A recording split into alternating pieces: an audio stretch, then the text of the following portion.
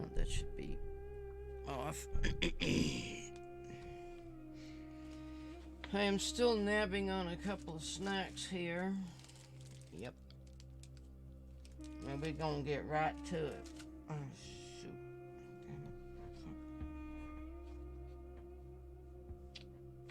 God damn. We're gonna get right to it. That's what we're gonna get to it. We have to get it to it. Alright, where am I?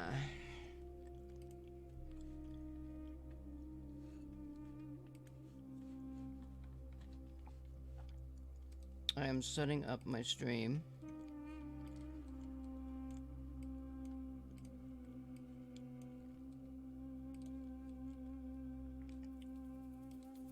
And it shouldn't take too long. Did music over already?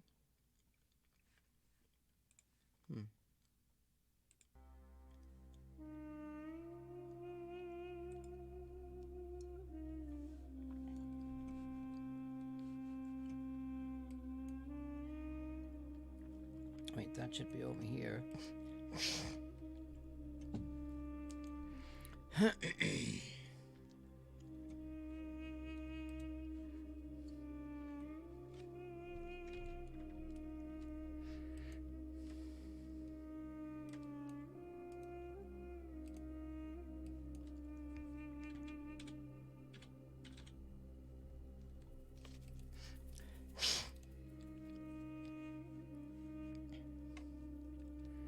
That should be all set up. Let's just set up. This goes over here.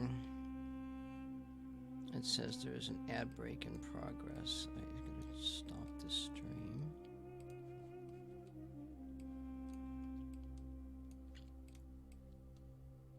What happened here?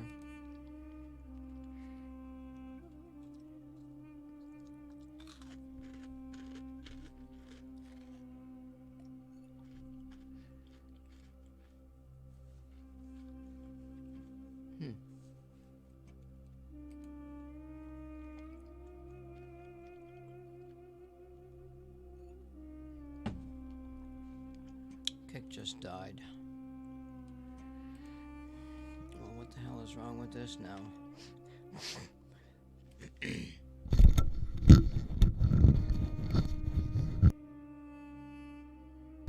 Yep. Kick died.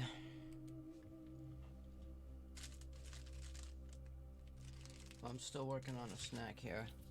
Oh, there we go.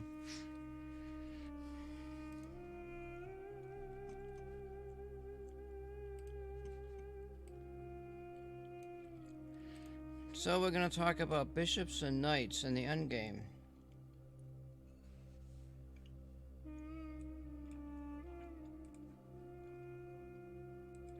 Now, you might ask yourself, why?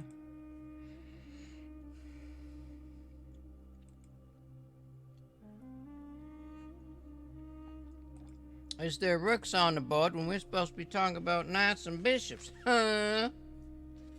Alright. So there's a premise.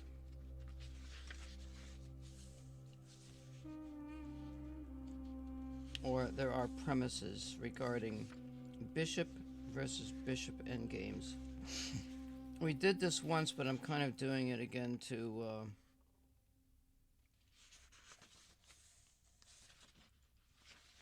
refresh my own memory. And believe it or not, there's this actually goes quite a bit involved here.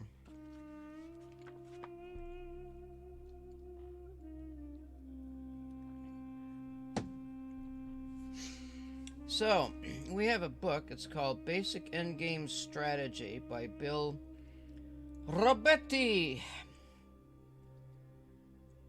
That's Robertie. And there's a section regarding bishops, which is somewhat lengthy. So we got two choices. We've got bishops with opposite color endgame or bishop with same color endgame, one bishop versus one bishop.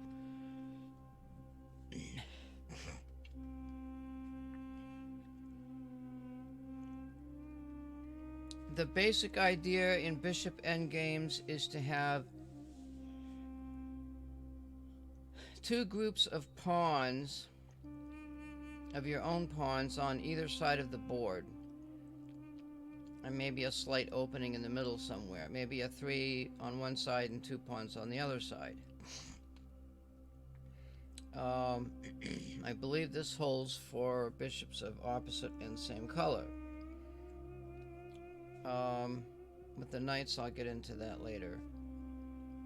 So, exchange pawns when possible. Maneuver your king to the side of the board where your opponent is strong, where he has a passed pawn or is about to get one. So it's telling you meaning me as the player, that my king needs to defend where the opponent is strong. Blockade pass pawns with the king. Hold pawns on either side of the board with your bishop. Try to force your opponent's pawns onto squares of the color of his bishop. So that premise is done at the beginning of the game, and generally as a player I try to hold that as a defense, and I leave that pawn structure and I set up my pieces accordingly.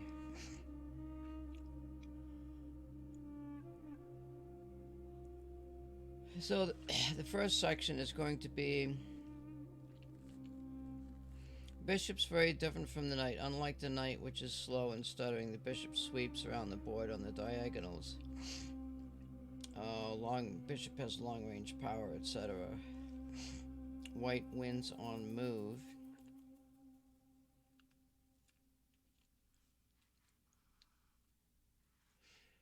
With a black bishop on g5 instead of a black knight, as on this previous chapter, the knight on g5 can stop the pawn from queening, but it takes foresight and a very clever maneuver. A bishop, however, stops the pawn without breaking a sweat.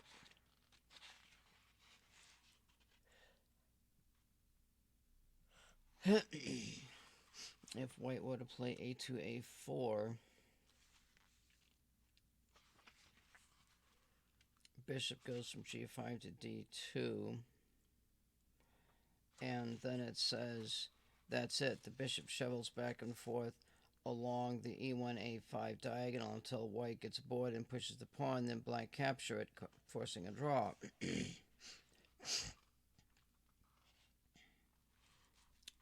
Is the bishop just a better piece? Not quite that simple. The bishop has a drawback.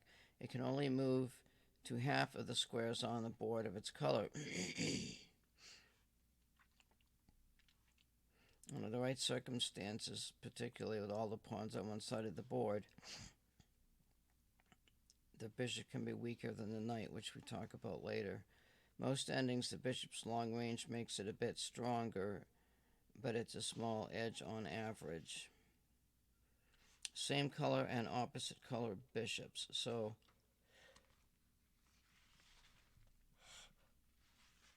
I would try to get a good yawn in, but so if we set up a position which you cannot see, and only I can see. So we want a white king on that dark square, and we want a pawn here. We want a black king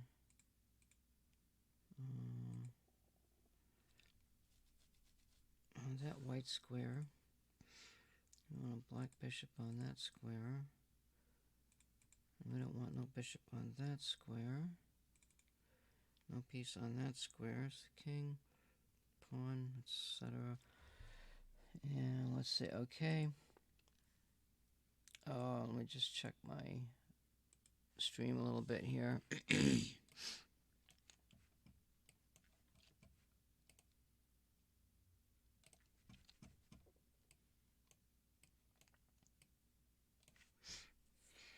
So it's white to move.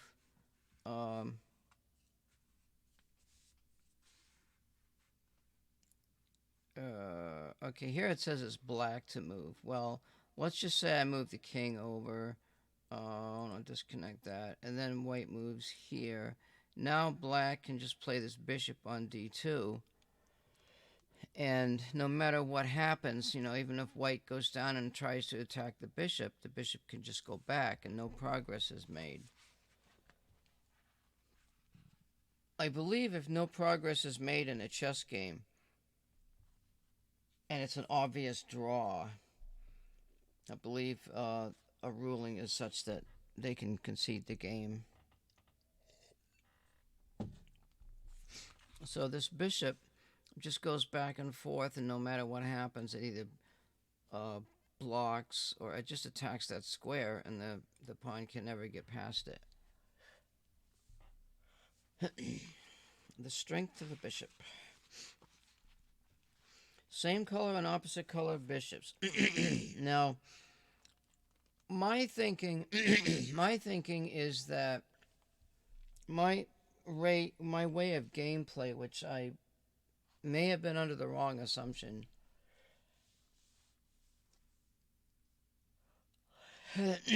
is let's say I play white and I want to keep the dark bishop and I put my pawns on light colored squares. My premise is that I keep the dark bishop because I want to be able to attack my opponent's pawns on dark squares. Now, my opponent has an option to either keep the dark bishop or the light bishop. So in order for it to be a more equal game, my opponent would have to have his bishop on the color of my pawns. So that would preclude an opposite colored bishop game. Now, when I play the game, I play it such that I want to get rid of my opponent's bishop that attacks my pawns on those squares. So what that does is it results in bishops of the same color. Now here, so I play for bishops of the same color with an advantage to my bishop. However, listen to what this says. When both sides have a bishop left, there is a key feature of the position that has to be considered. Do the bishops travel on the same color or not? If they do, they are called same-colored bishops. If not, bishops of opposite color. For the most part, it is harder to win an ending with opposite-colored bishops. So let me think of that. If my bishop is dark and the opponent's bishop is white, both bishops are attacking the opponent's pawns. It says it's harder to win an ending with opposite colored bishops. The reason is that your opponent has total control over half the squares, enabling to set up barriers, etc. So,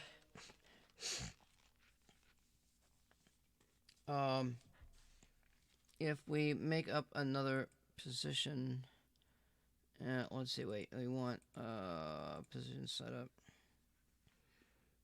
So we've got a black king,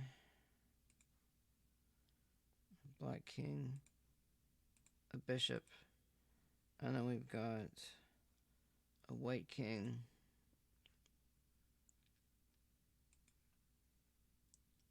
a bishop, and a pawn. Now it always says white to move. I don't know. Oops, that's not correct.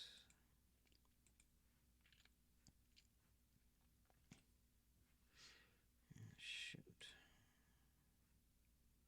King, bishop, king, bishop, pawn. Okay. Alright, so if white to move, white is ahead by a pawn and it's a passed pawn on the 7th rank.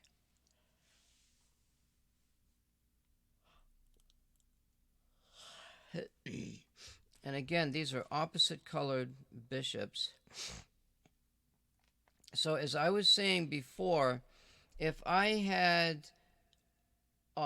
were attacking the pawns on the dark squares and I forced my opponent to keep his dark squared bishop, I would have same colored bishops. And now what that bishop can do as the same color is he can interpose. This is called interposition. And he can block that queening square.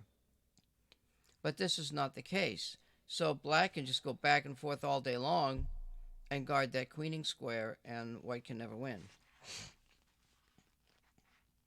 So I was right the first time. I don't know how I got it mixed up before. With same colored bishops, it's a different story. So let's go.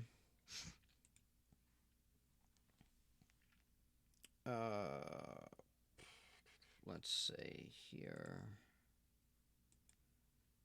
And now we're probably going to see the interposition that I'm talking about.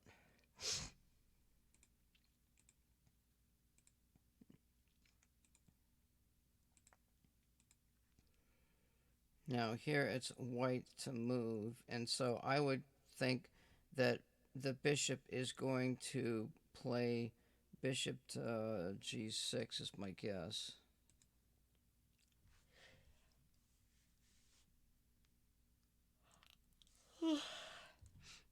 Getting ready to interpose. Now the win couldn't be simpler. Bishop goes to g6 here. Black plays king to c3, which really doesn't matter. And now bishop to f7. So now you can see the interposition. And the game is over. Incidentally, white had another way to win. And let's see if I can... Let's go bishop to h7. King to c3. Well, that really doesn't make any sense because that just takes longer.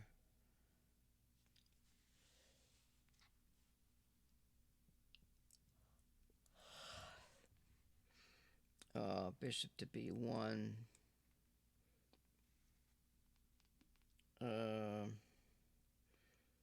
Bishop to f7. Bishop to h7.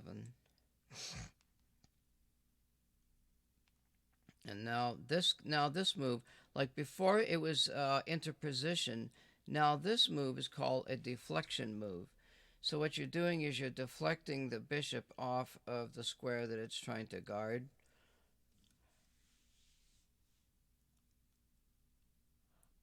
This is a deflection with a sacrifice.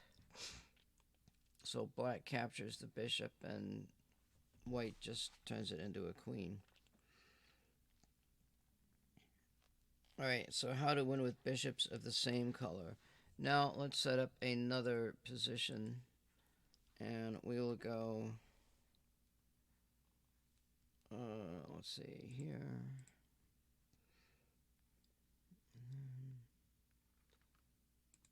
Pawn goes here, here. That's just white to move. King goes here, here. And black bishop is down here. And white bishop is next to the king. Again, it is white to move. White's goal is to oppose bishops on the h2 b8 diagonal. So h2 is down here. So white needs to go here, but there's a king here. So that's a bit of an issue. And so what's white's plan? So this might be what's considered the long diagonal and the short diagonal. So, like, the long diagonal would be, the short diagonal would be like if this bishop was over here, it'd be like this. That's the short, and the long is over on this side.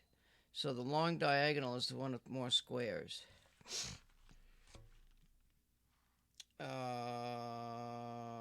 etc. Here's the problem. Here his problem is to get his own bishop on the diagonal in the first place.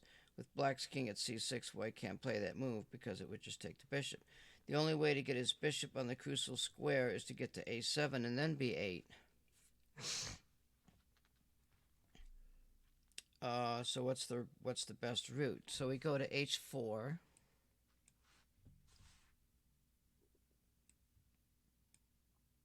Oh shit. You wait just a minute here. If I go here, alright, so just pretend that this is just a waiting move. So white goes to h4. White plans to move to f2 and then go over. If black loses, you'll just lose, just in the previous example. For instance, now white's moved to b8 in this position. Well, I guess that would be the king. I don't know. He has to try to stop the white bishop from getting to a7 since his own bishop is pinned down from getting to a7. Since his own bishop is pinned down guarding b8, he'd better use his king. So the king goes to b6. And I suppose that could be a check.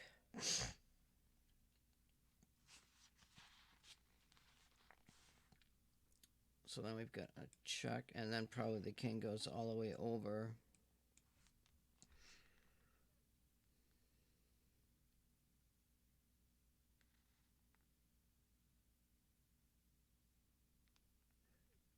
The bishop, mission accomplished. The bishop can't go to a7.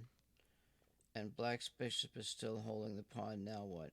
Now the bishop goes to c5, which is here. This is called a waiting move. Now you're going to wait because I have a drink.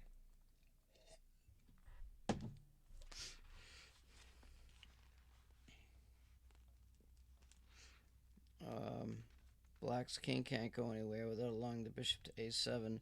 Black's bishop can't leave the long diagonal, so he has to move another square along the diagonal.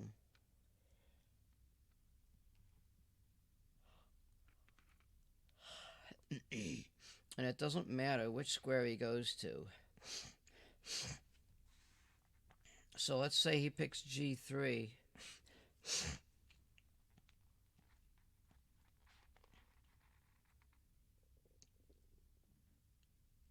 Now what could white do?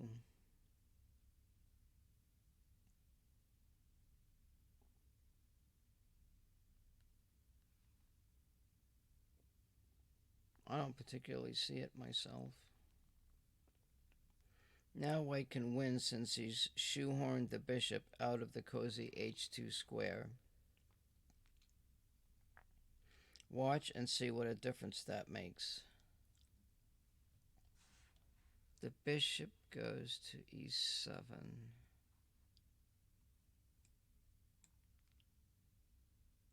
Threatening to play bishop to d8 from d8. You know, I had problems with this book earlier. Bishop from c5 to e7.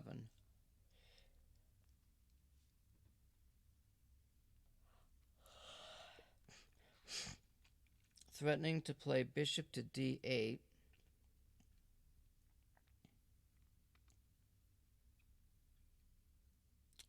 And bishop to c7, winning. So now the king has to go back. Now there's a check on that square.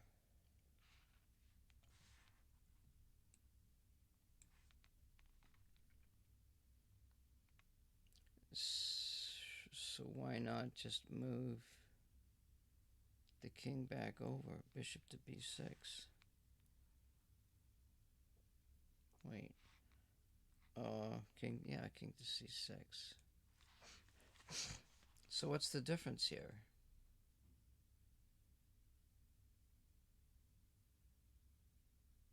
Ah.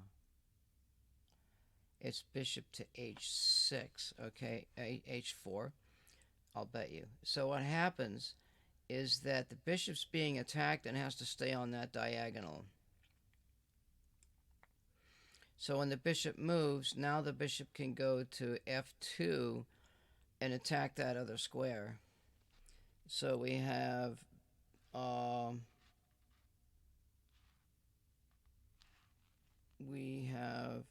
etc. Bishop to h4, etc. Bishop goes to h2, and then we've got bishop to f4. Wait, what? f2, bishop to f4, bishop to a7, bishop to g3, bishop to a7, bishop to b8.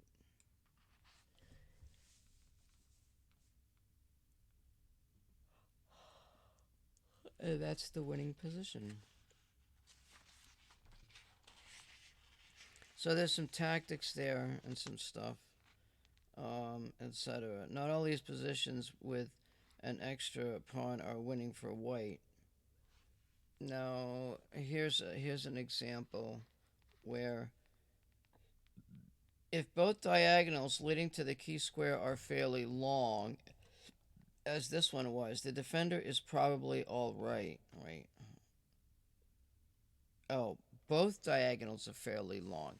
In this case, only one diagonal was long and the other one was short. White has a center pawn, which gives black better chances to draw. So that tells you that you need to have pawns on either side of the board in order for the bishop to set up this position.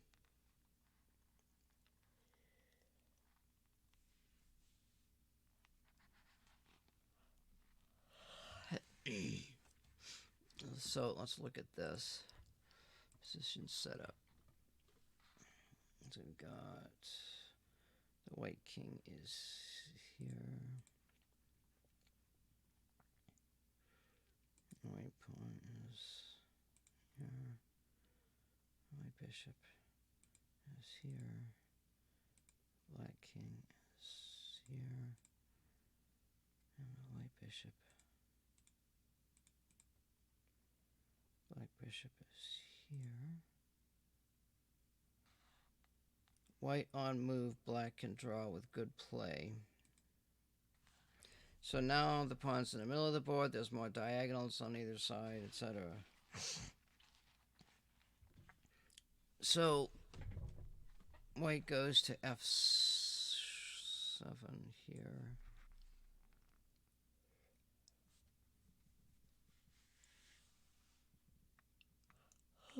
White's first job is to stop the black king from getting in front of the pawn.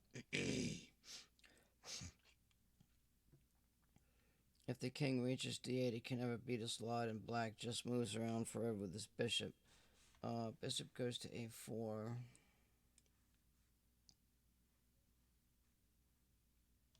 Black keeps an eye on d7 from one of the diagonals. Bishop goes to g6. Bishop to d7. Bishop to h5. Bishop to h3. Now the black king is cut off from d8. White controls, so at this point white is getting king to a square where he controls the advancing square.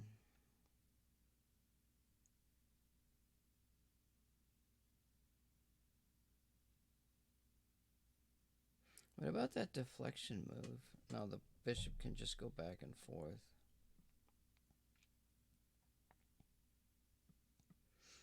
He tries to go to c7. Bishop goes to e5, or king. Right.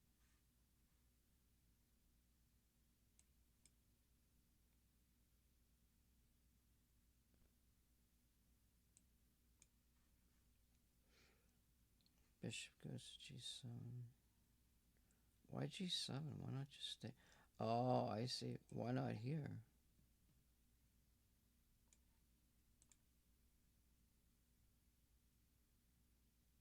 Bishop to G7. Fuck. King to G7.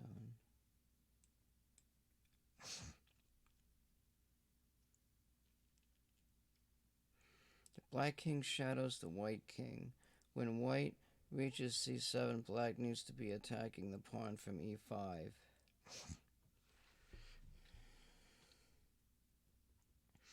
E5 is here, or up there actually. Another ad break.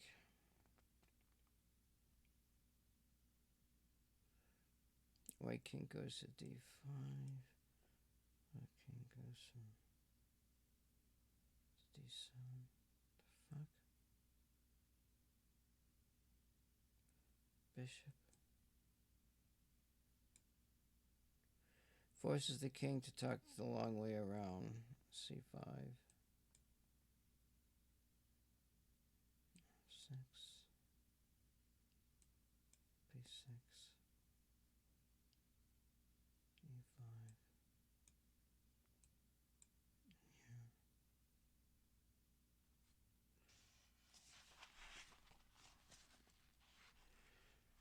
The white king is in position, now attacking the black bishop.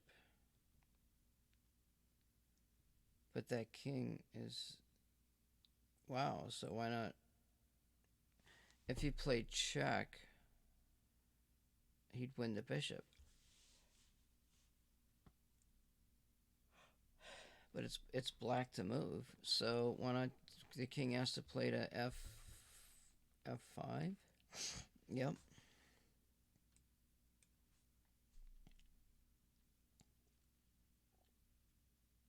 What about a deflecting check? The other two plays would lose, etc.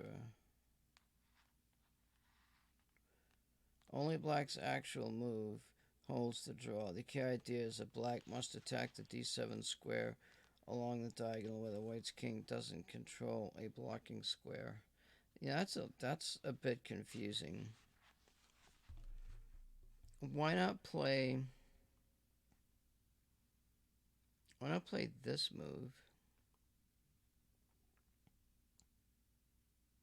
Which is really the only move.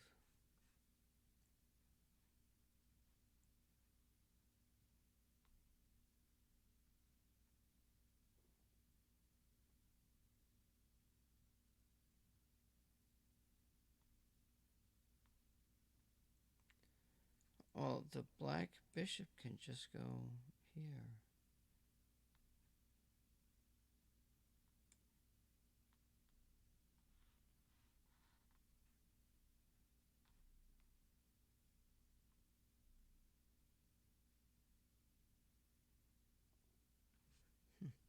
Why not play this move?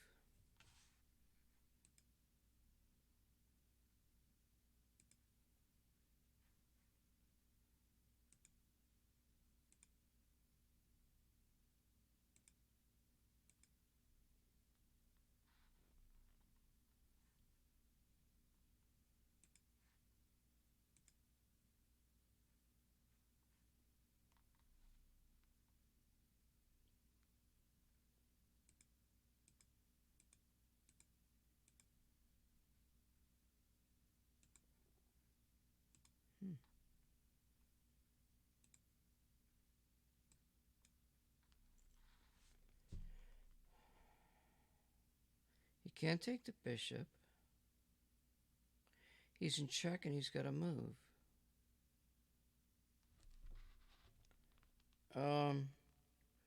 The other two plays, if black guarded his king with king to E6, if black guarded with his king to E6, white would win with a skewer attack with the check and bishop captures. Okay. If you didn't see this idea, what the skewer is, like if this black king were to go here, then there's the check, which is down here, and then white gets that bishop. Oh shit.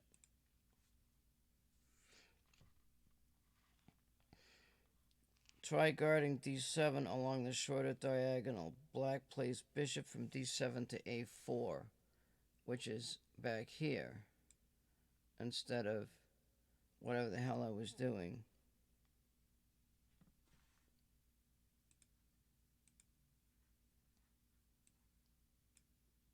This move.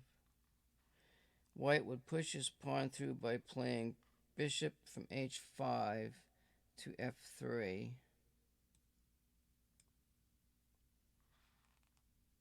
And then eventually f6. No, eventually f6, taking this diagonal.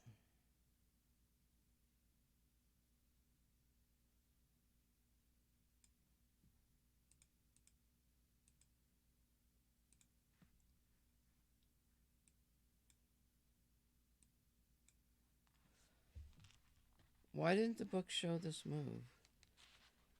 Only black's actual move.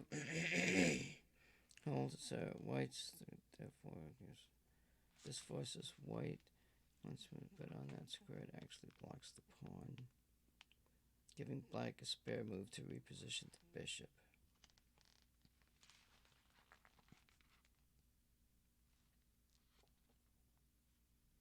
Bishop goes to e8.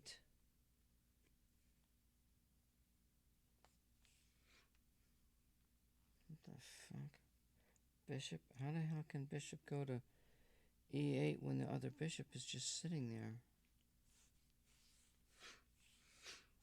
Jesus, I hate this book.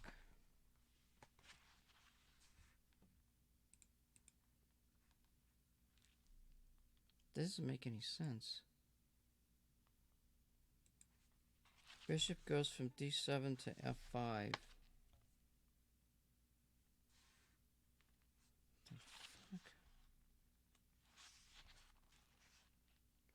The last move was king from b6 to c7, which is white. The last black king move was to go to e5.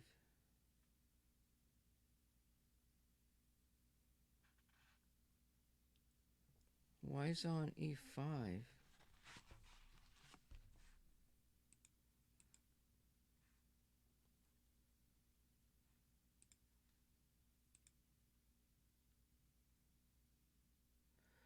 Oh, because if he goes here, there's a check.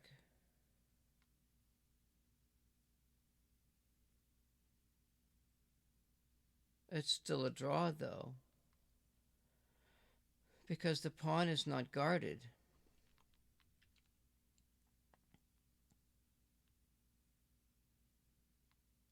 I think the book missed something. I think the king should have gone to this square, because I don't see this move as possible. Because if the bishop trades... Oh, wait. Oh, it is possible. Okay, well, still.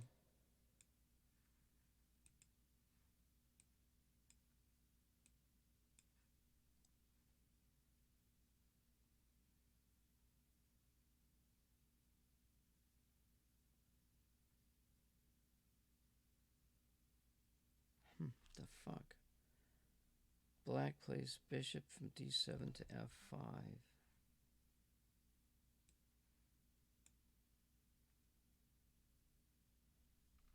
That's it. Black plays... White plays bishop from h5 to e8.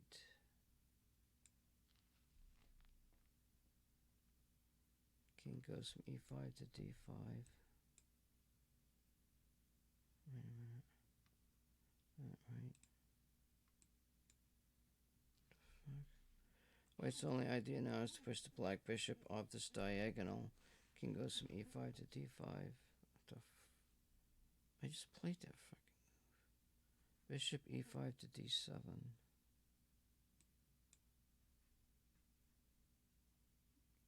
Bishop goes from f5 to c2.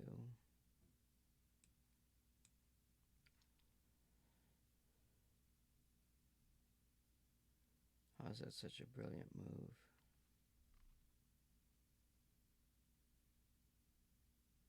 Black is forced out, but he's ready to come back along the other diagonal.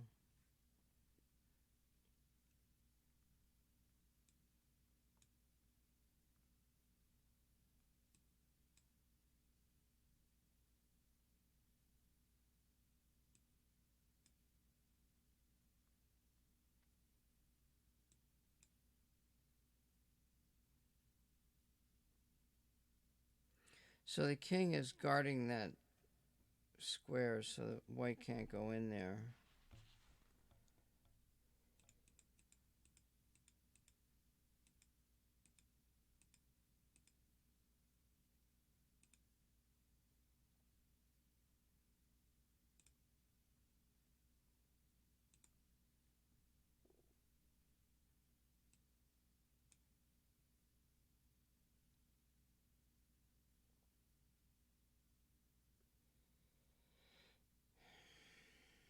But the king goes. No. King goes to here. So the bishop's going back and forth here. This is pretty tactical shit. White on move. So they show another complicated position. Jesus. How to win with bishops of opposite color.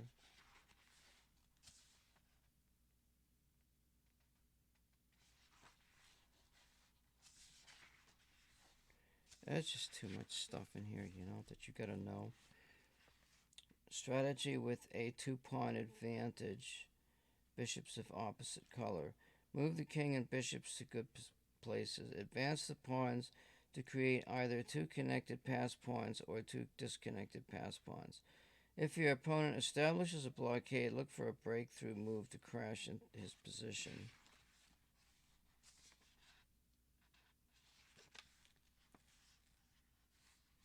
In bishops of opposite color endgames, the best place for the defending bishop is on a diagonal where it can thwart 2 threats at the same time. There's a lot of, there's like 2, 4, 6, 8, 10, 12, 14, 16, 18. There's 20 pages of stuff here. That's just too much, That's why I don't play this game anymore. That's just too much. It's not fun. It's a lot of work. And it's just a lot of work. The basic premise is, my feeling is, get the bishop. You want your opponent to have the bishop of the color of the pawns that's on his squares, and then have a pawn that you're trying to pass on one side of the board. And if there's pawns elsewhere, try to block them or whatever, and get your king over there. We've got bishop against knights. So the deal about knights is, knights play, you want to have the pawns in the center of the board, and knight is a good blockader type of thing. So yeah, knight can go hit every square. Pawns on both sides of the board favors the long-range prowess of the bishop. Pawns all on one side of the board favors the short-range maneuvering power of the knight. The bishop's side has pawns on the same color of the bishop. Not good. Pass pawns easily stopped by the bishop from a distance. Can be stopped by the knight, but more difficult. With the knight, try to eliminate pawns on one side of the board, forcing play into a smaller area, where the knight's short range will be an asset rather than a deficit.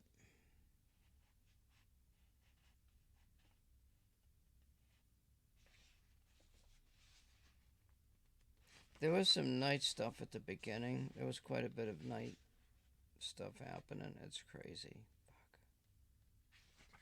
And the other thing is, all of these positions, as long as you've got the idea that the knights favor centralized pawns and not disconnected pawns, there's a crap load of stuff here. Watch out for immobile pieces. In the endgame, immobile pieces are a sign of impending doom.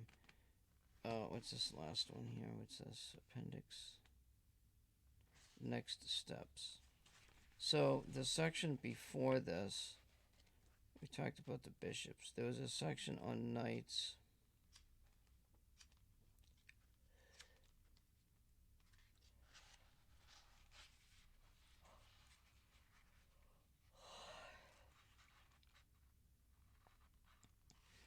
I guess knights can oppose each other. Who'd have thunk it, you know?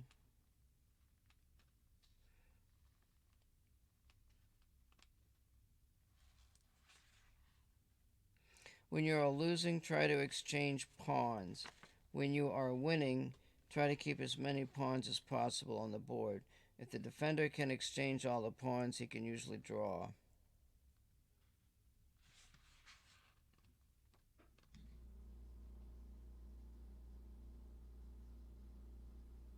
There's some king and pawn endgame stuff, which, like, you know, you push the pawn on one side of the board and you get your king in front of your winning pawn. That's that aspect. Then we've got the knights. Let's see. How to handle the knights. I mean, there's a short crap ton of pages here.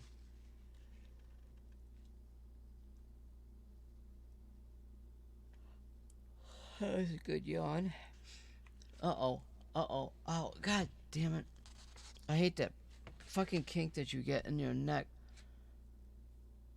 Oh, fuck.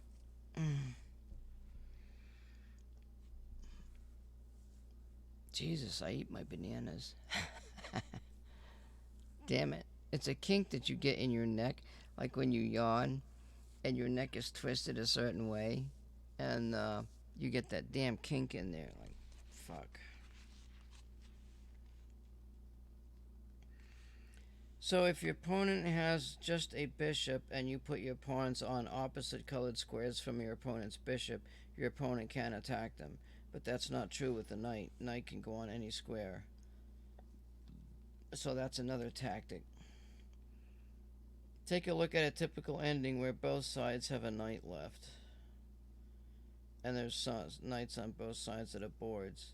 This endgame is from a game between Karpov and Yusupov from the tournament in 1997.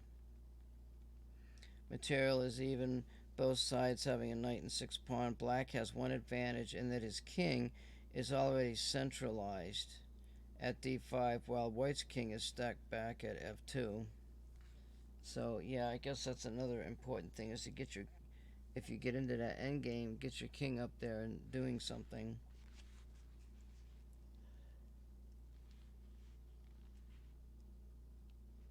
Oh shit, I was gonna find out who was winning that game. Yeah, I kept an eye on the game's probably over by now. Shit.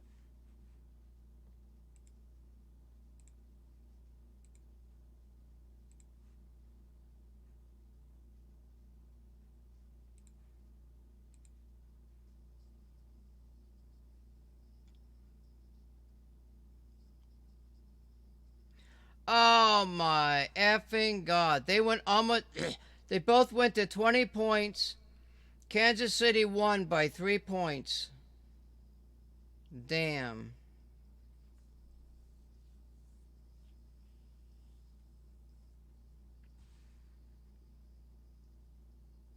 Well, shit. I was hoping for the San Francisco. It must have been a good game because it was close. But anyway, what are you going to do, you know?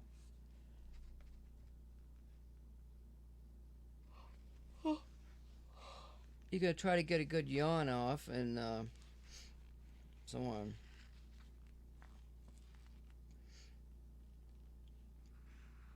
Um, so let me just look here. Back to our game.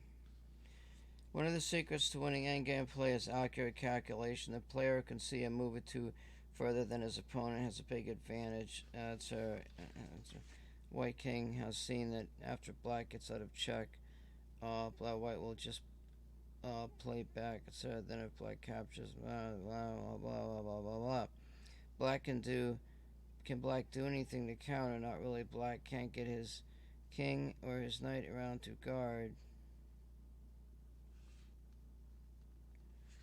Black's strategy would try to exchange pawns. If he can reduce white to a single pawn, he can sacrifice his knight. So that's another premise. Get rid of those pawns, and then sack the knight for the last one. You get a draw.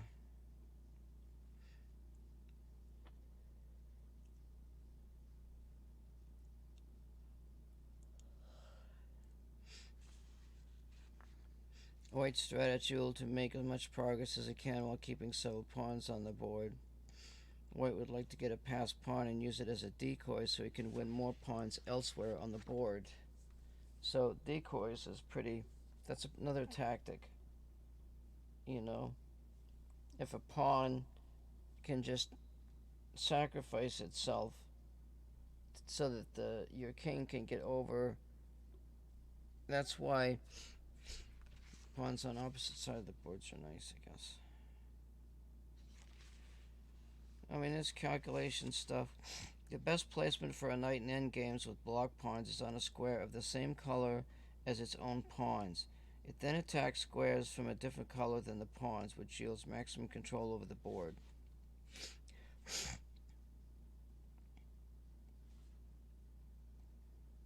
It says, in endgames with blocked pawns is on a square of the same color of its own pawns. It then attacks squares of a different color than the pawns, which yields maximum control over the board. So that's something I didn't quite know.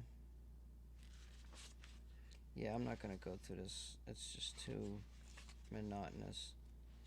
And then we've got, if a pawn is mobile to advance, then a single knight can never force its capture. If the knight attacks the pawn simply advance. To capture a passed pawn, the knight has to control the pawn while the king tracks it down. In other words, blocking the squares. Opposing knights.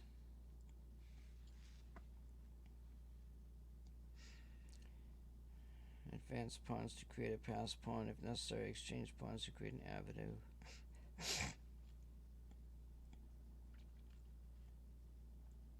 You cannot.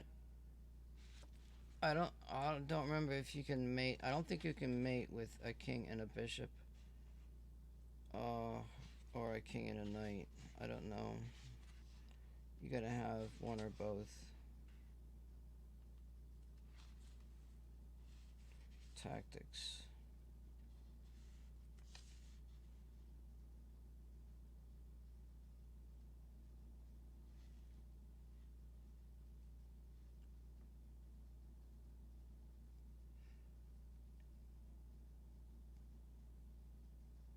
Knight from d6.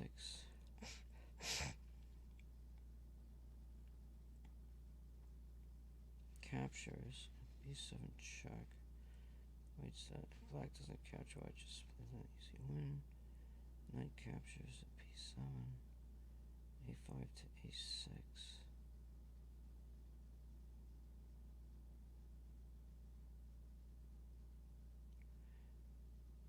But the king.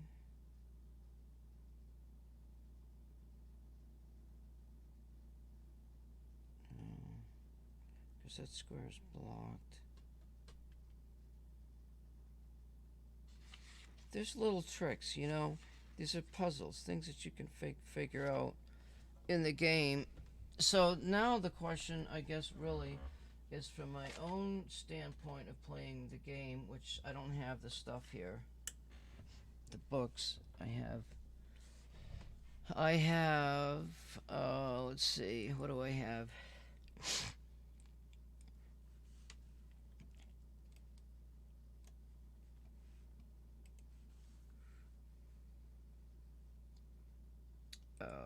I've got chess programs, PGN files.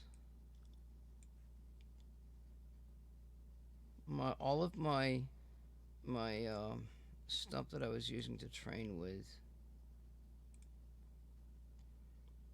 was from chess.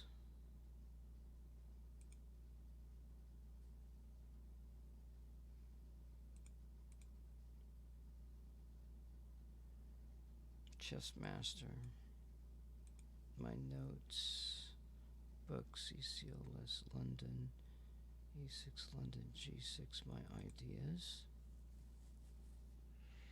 Black lines.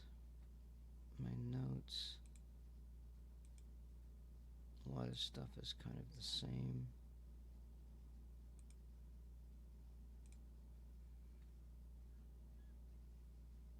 This was way back in '99.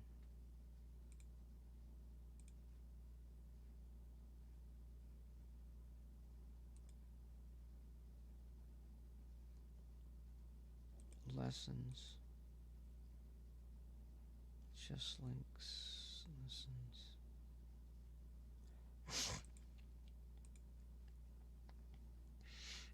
There's a document. There's a Caracan document.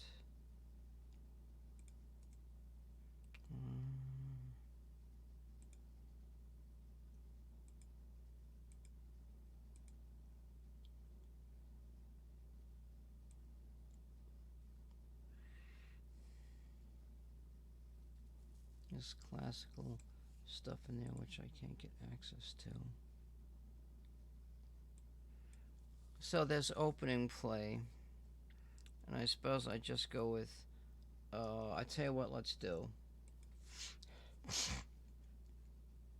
Let's go ahead and exit out of this. And I will go to chess.com.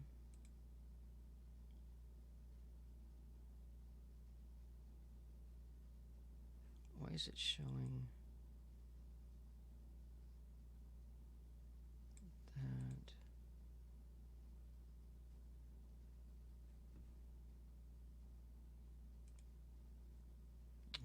Let's see here.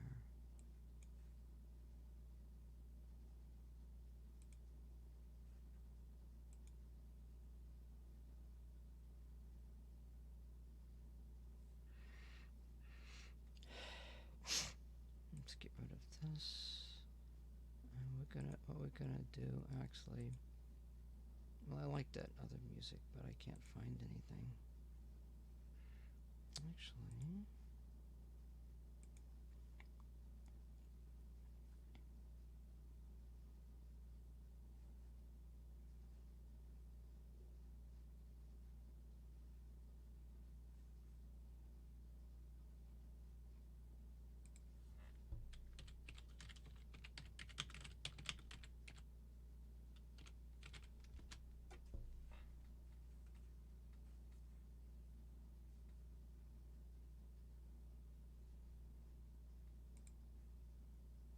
we're gonna try to grab some music here.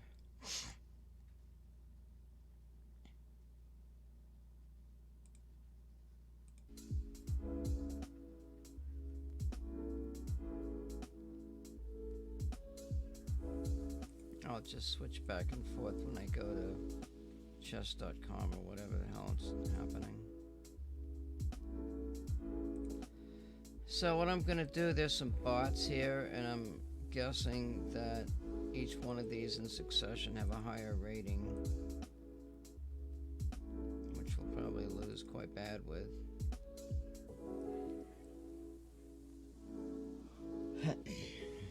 I don't know why they don't limit the time on these. So we're gonna try to use our game plan and put we want that bishop set up. So let's see what happens in this game here.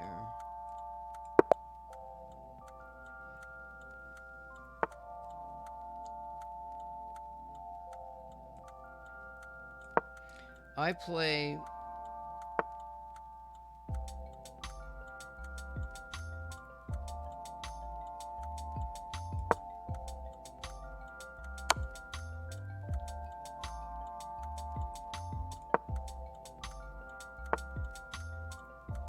now, if I were to take this bishop, that would be good for me.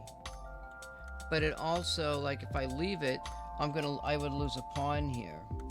I could play my bishop out, or I could attack the queen, and I could develop this knight and attack the queen, which is a more valuable piece, and develop. If I attack that bishop, it gives black an extra pawn here in the center, which could be quite strong. So I'm just going to go ahead and develop my knight and attack that queen.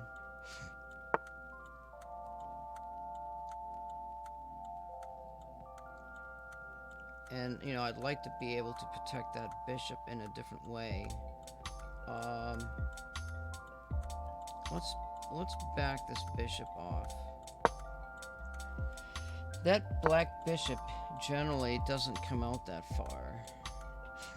Now I could actually play this pawn up, threatening this move, which would probably be interestingly good. Maybe let's try it. It's not my style because I want to play defensive with these pawns. I'll tell you what, let's just develop the knight. What the hell? Alright, now we're going to go ahead and do this. That's fine, because now I've got my rook out here, which I want. Black is wasting moves on the opposite side of the board, which in my opinion is not a good idea. We're going to develop an attack strategy here on the king side.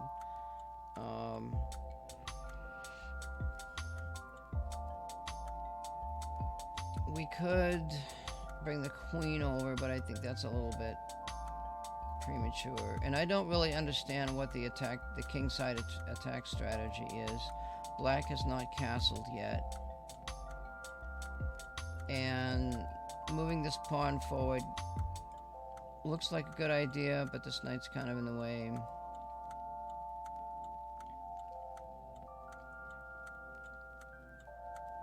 Oh, that's actually a free pawn.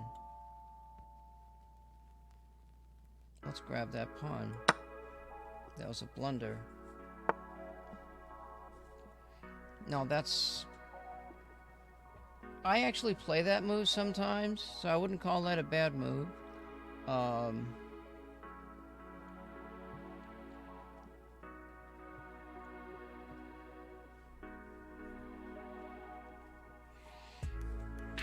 I like pushing that pawn, to be honest.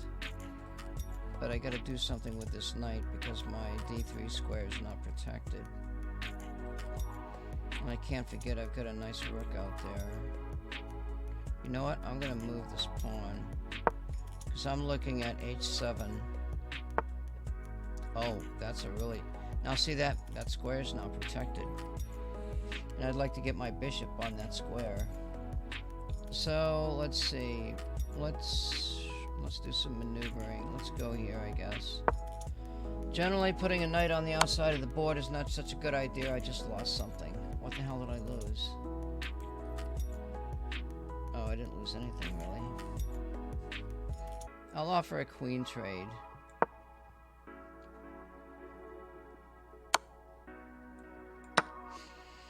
Now we're in an endgame situation.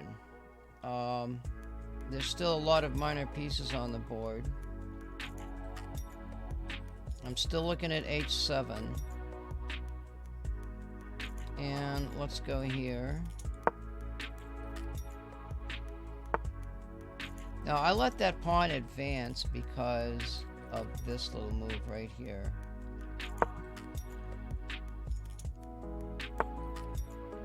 Well, that's just not good. That's a material advantage for me.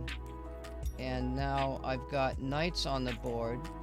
So let's go ahead and make... Oh, wait, I could actually take that knight. Yeah, let's take that knight. That's a free knight. Well, no, it ain't, but that's okay. Now I got 3 pawns on the same side as that bishop, so maybe, I would say just advance that king. And plan on putting our pawns on dark squares.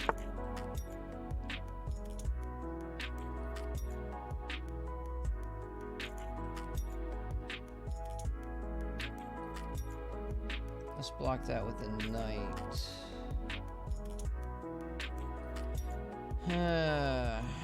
Shoot, what do I do here? I got... Yeah, let's do that. Let's block that with a rook. I got an idea.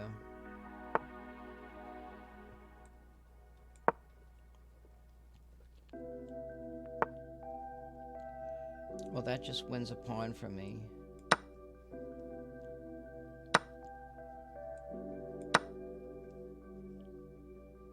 Now I can actually pin that knight, which would be a good idea.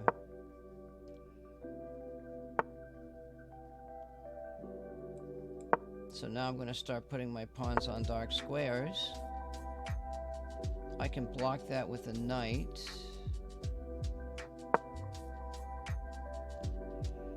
So what I'm doing is I'm immobilizing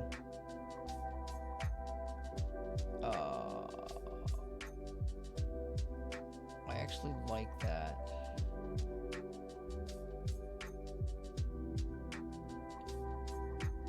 Let's play this. Now if I could get my knight to a certain square, that would be nice. I could actually attack this knight right here if I could get to that square. So let's plan on getting my knight to this square.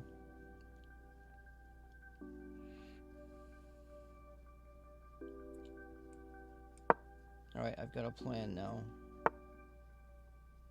Now that can just stay there. We want to get to this square here, so we gotta go here.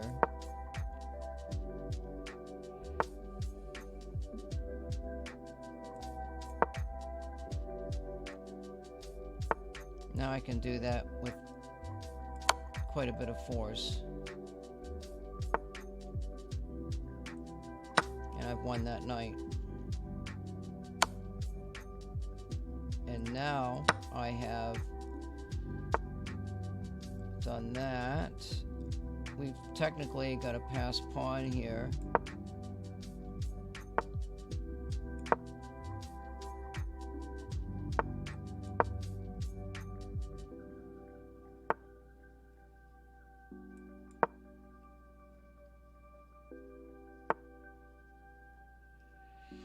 Now this is, let's see, I could put my knight over on that square to protect the pawn. Yeah, that's actually a good idea. Well, actually the bishop, I might be able to do it. Oh, that was a bad move. That was a bad move. Shit.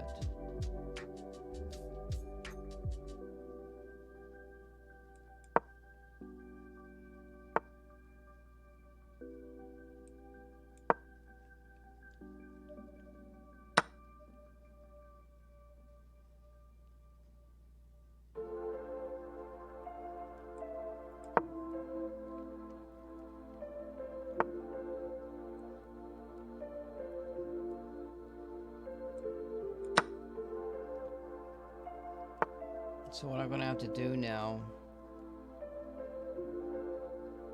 actually,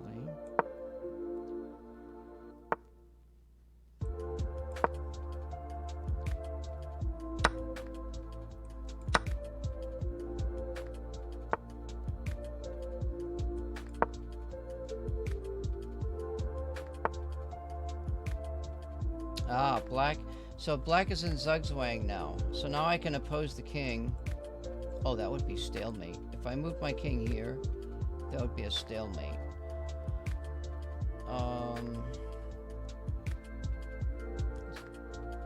So I mean, I could create a pass pawn over. Well, no, that wouldn't be a good idea. I got two pass pawns.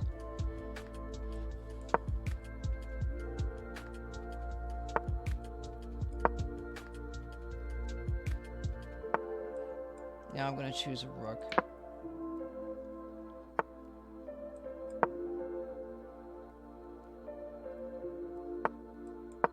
Now I'm just going to follow the king down and mate him. I like rooks. I don't like queens because they take up too much of the board and there's a better chance for stalemate.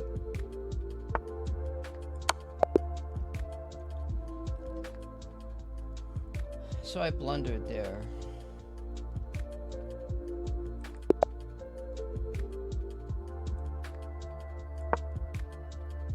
Oh shoot. Which wasn't too bright on my part.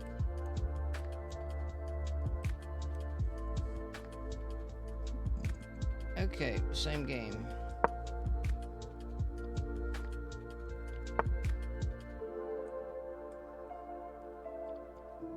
Let's see, my ratings don't change because it's an unrated game.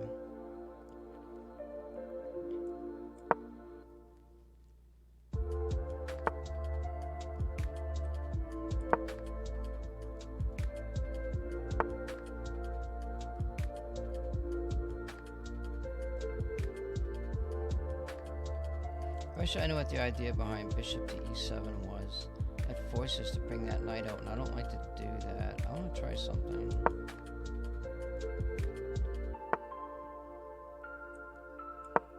Well, see, I've given black a little advantage by moving that piece twice.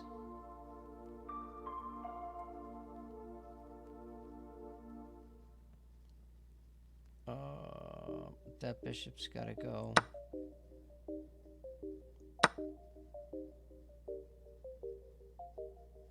I mean, I'm blocking 2 pawns here, but if he forces an exchange, then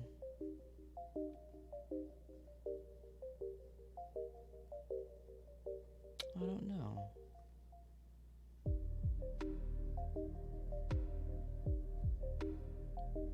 Let's try this. Let's try to weaken the pawn structure. So now I could take that with a pawn, with a bishop. I like taking it with a bishop. No, I don't, because I wanted to keep my bishop, didn't I?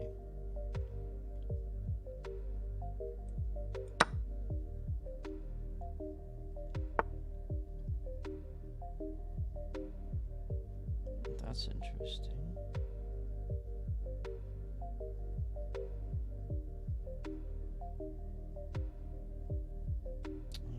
Sometimes you get dark pawns on one side and light pawns on the other. A good square for my knight would be, well, in there, but that pawn's in the way.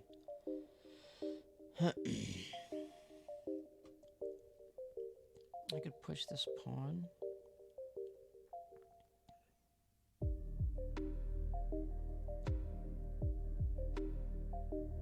I'd like to push that dark pawn.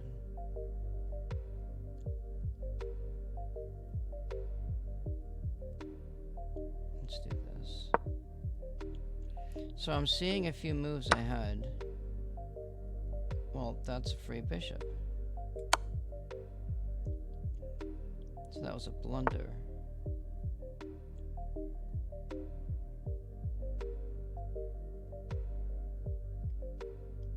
Let's bring the knight out. So it looks like we're doing a queenside attack, but now Black's got some good stuff over there. Black's got some good stuff. So the weak pawn is on d6. Well, it's sort of not weak, but...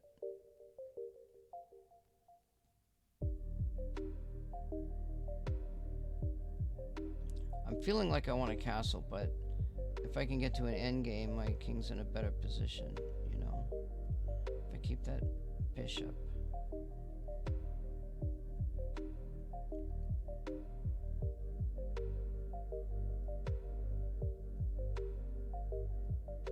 This is a weird move. I don't really like this. I think I can make this move. Because the knight can't attack that square. We've got a little pressure coming over here.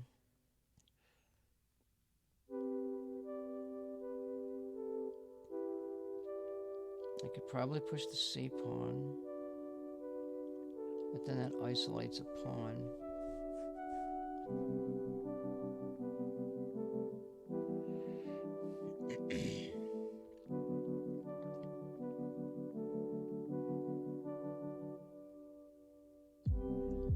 See, my premise is that Black's pawns are weaker than mine because he's moved his pawns ahead. So, you know, so we sort of have a little middle pawn structure going, but I still have that bishop. The question is, what do I do with it?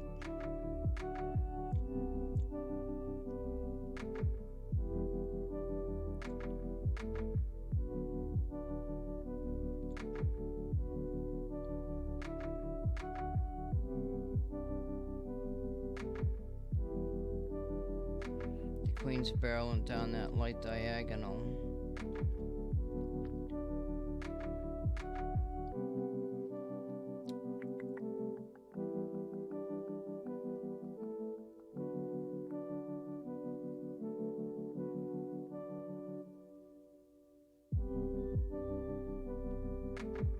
I'm not sure what to do here. I think I'm just gonna go back. Wait a minute. Wait, I got a better idea.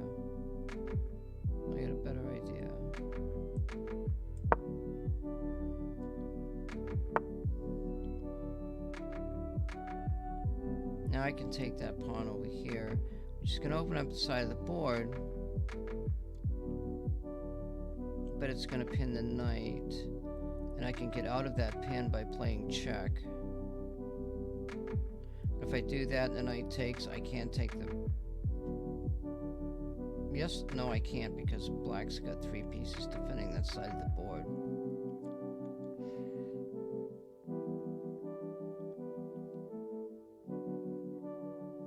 2 pieces. So if I take the rook, queen takes the queen, I take the queen, rook takes the rook. Maybe I can plan. Knight moves here. I'm not seeing anything dangerous. I'm wondering about...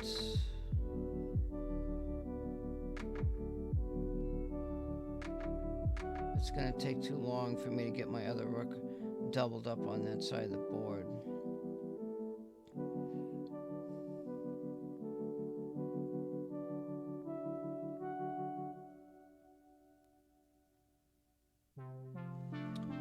If I take the pawn, it exposes my queen. Although... Oh wait, you know what? I got an idea. This should work. Let's play this. Or actually, let's play... Yeah, let's play this move.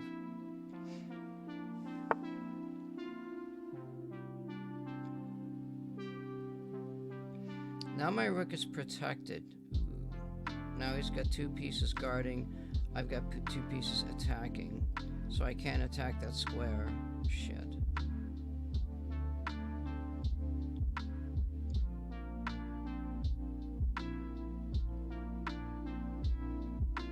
Oh, I can attack the queen. That's a dangerous move. If I do that...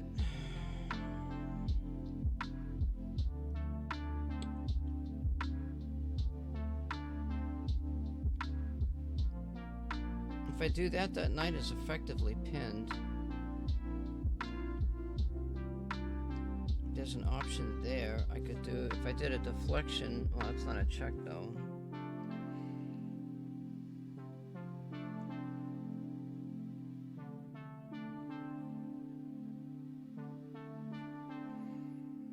Black's not doing anything. You know what?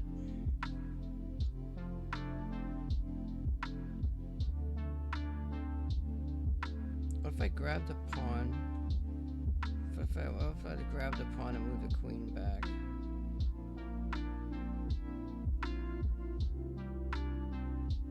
I don't see that far enough ahead.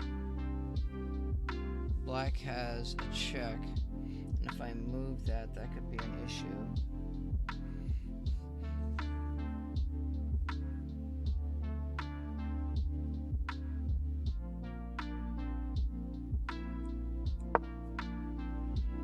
I want to prevent that knight from moving. Oh, he's moved his knight. He's moved his knight. So now I've got a check option. But is it... Well, you still got 2 pieces covering, and I've only got 2 pieces attacking that square.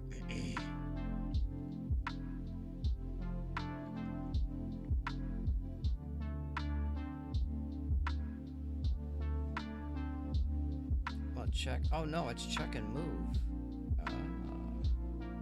It's check. But I'd lose a knight. No, I've got his bishop, don't I?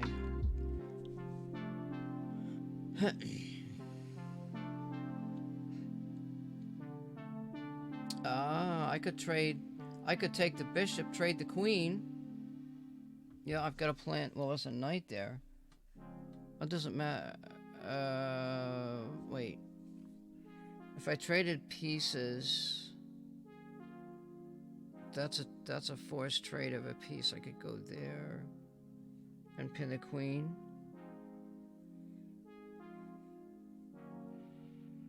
Then I have two knights against two knights. A knight endgame, like we was talking earlier.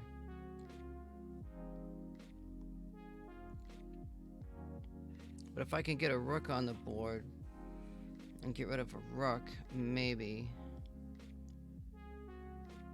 Let's play this move. Yeah. Okay, I'm gonna do it this way.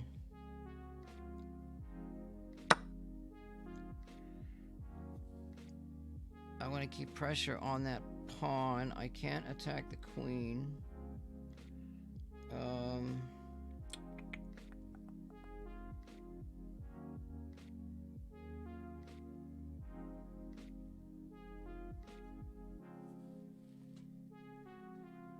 I'm gonna have to move that knight. Yeah, I got a good move. Let's do this. I think I can put pressure on that side of the board.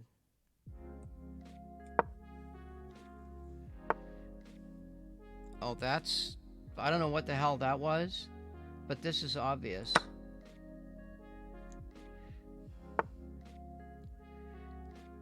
That is obvious. Black does not want to lose that queen.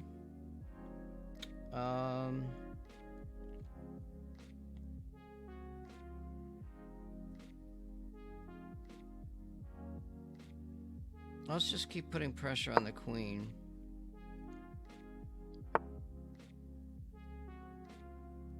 Now, there's no check on that. There's the queen can go on that side of the board.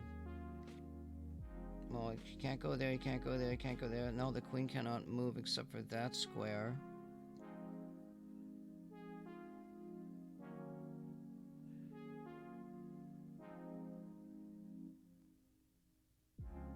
We might be able to trap the queen.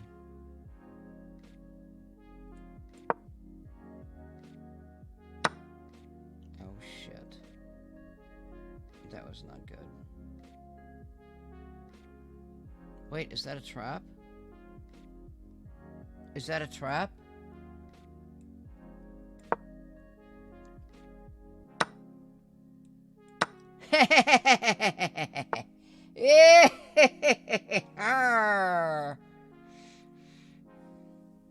Hell yeah.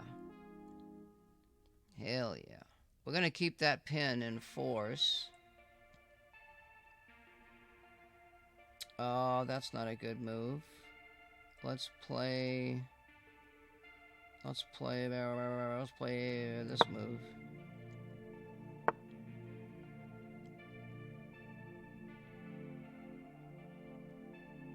It would be nice if I could sacrifice.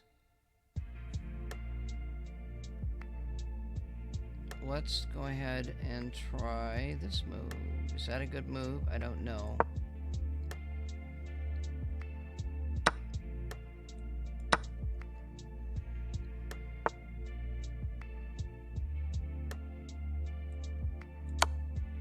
Putting your piece right next to your opponent's piece is always good.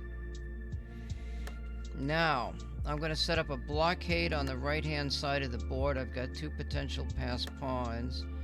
A queen is no good without a knight, so we're going to bring this other knight into position here. And I'm going to set up a blockade on this side of the board. So whatever black does, those pawns cannot advance.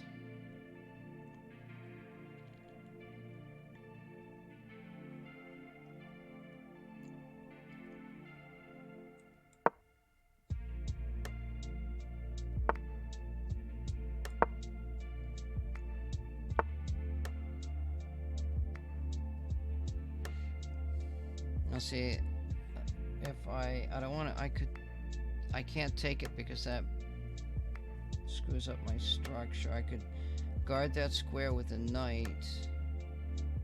But that would leave my knight out of the board, out of the game. I could just pass a pawn and guard that square with my knight.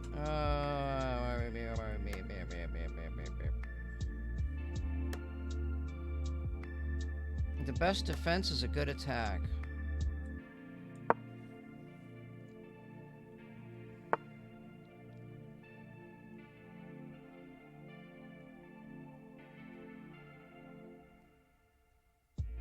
Yeah, we've got some issues over here.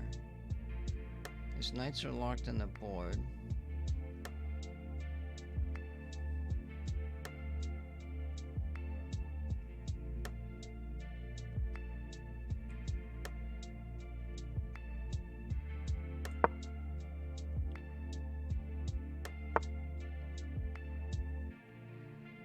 That's what the hell did he do? He moved that to attack my knight.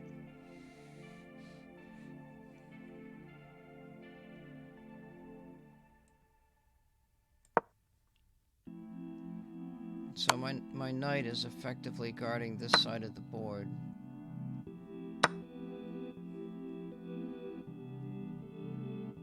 Probably taking with a king is better.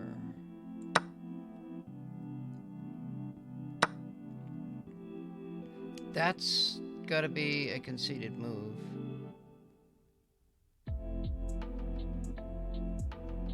Every knight has his day.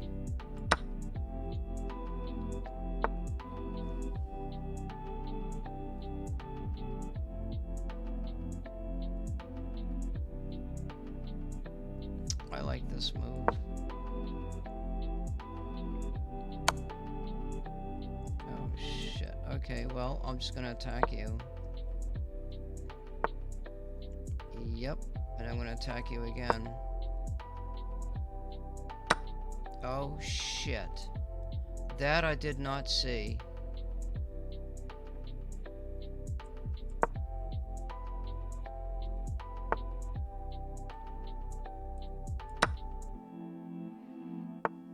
That I did not see.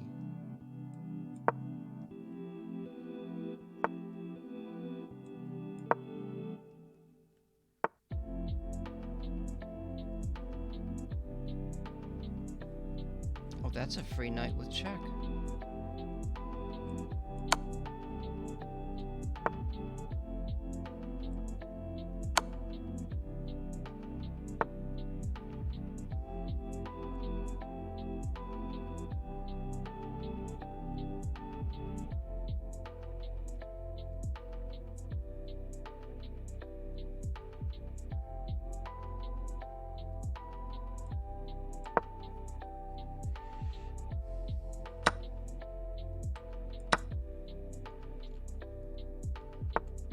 Now, I want to create pass pawns on both sides of the board. We got an endgame. I won. Easy. Easy peasy.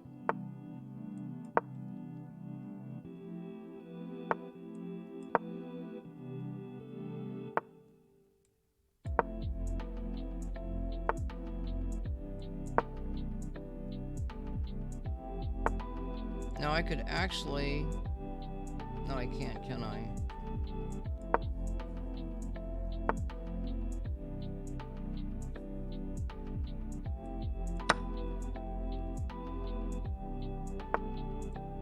I was hoping that piece would be lost forever. You lose, Bubba. I'll take a rook. Now I'm just going to go over and oppose the king.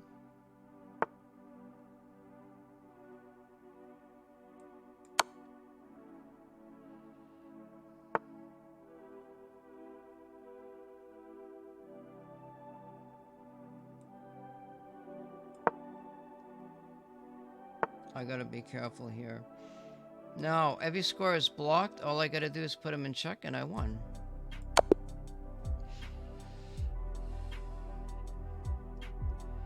Well, he blundered a piece. So... these bots are not good in endgames.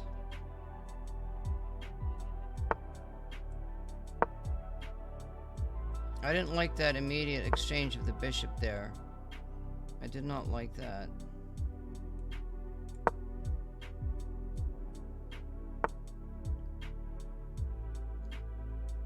Now, let's play this move. This does two things. It attacks that bishop, and it gives... Okay, I didn't see that. We're gonna pretend that shit didn't happen.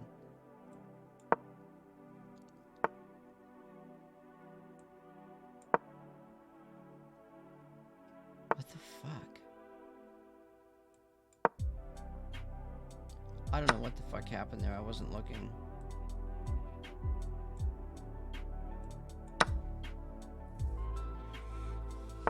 I'm tired.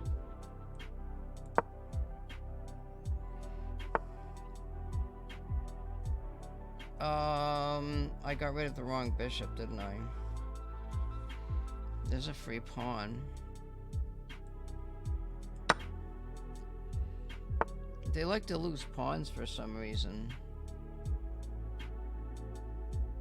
I want to transfer this bishop to this side of the board. Yeah, oh, shit. Wow, okay.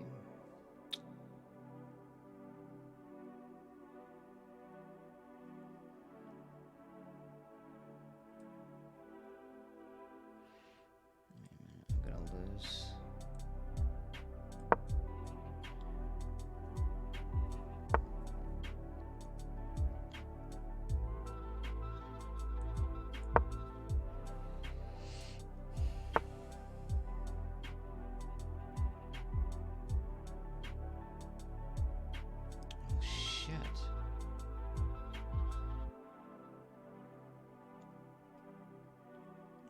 Bishop's trapped, huh?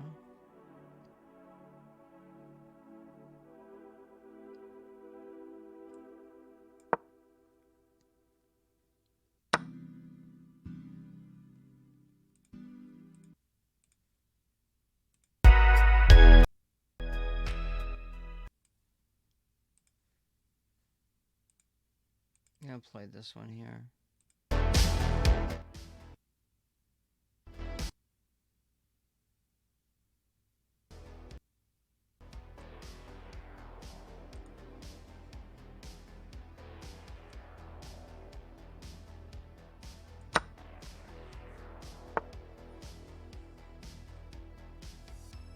Well, he could have took the pawn. I don't know why he didn't.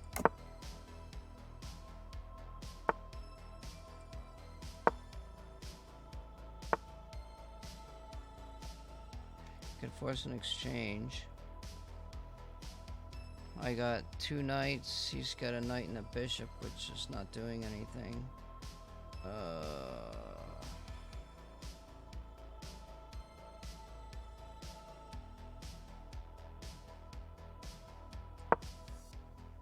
I'm gonna sacrifice a pawn. Okay, let's... Shit. That's not good, is it?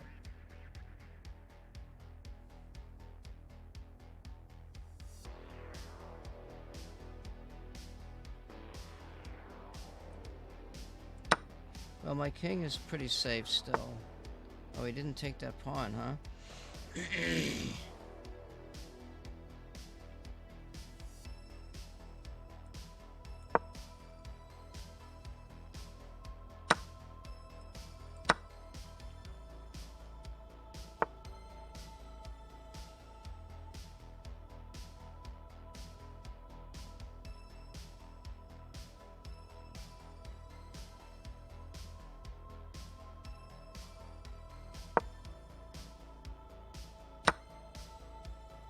What the fuck? That's a free queen. Oh shit, it's not. Okay, it doesn't matter.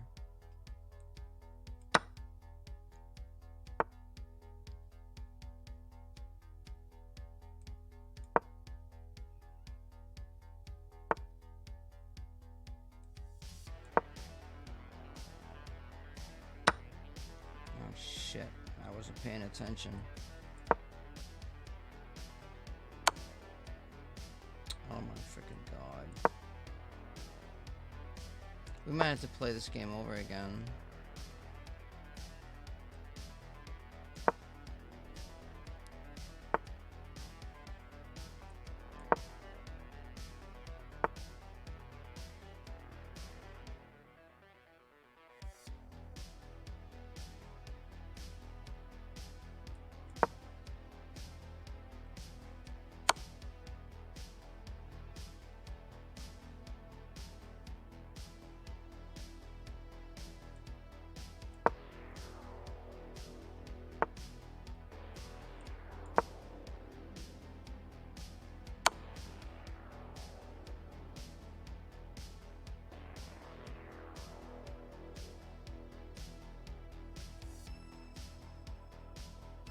Where should I go?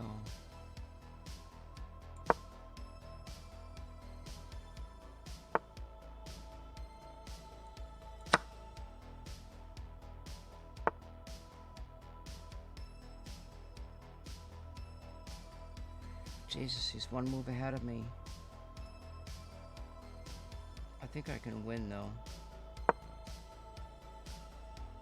Yeah, I saw that. It's okay. You do whatever the heck you want.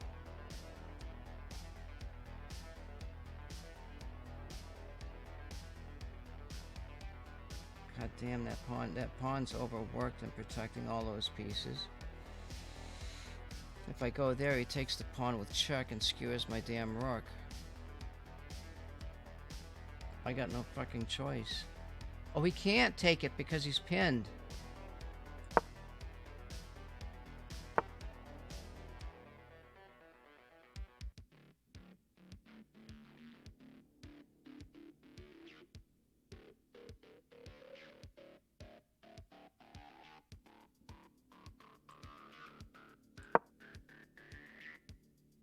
Oh, shit, no, the hell with that. I'm not doing that. What a dumbass. Oh, I can't take it because... Okay, just do it. I've got a fork with check, so that's forced.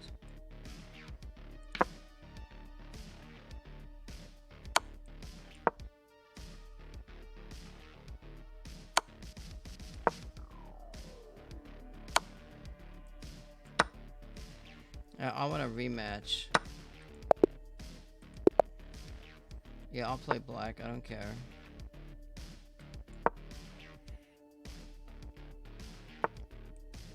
I felt like that was more of an even game.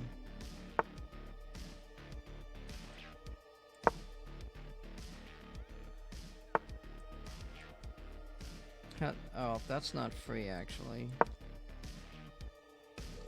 This is a standard attack.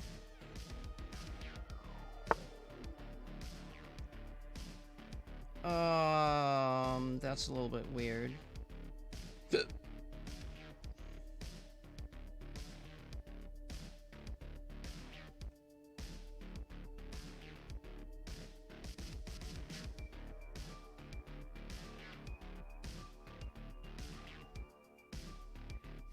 This is an interesting position.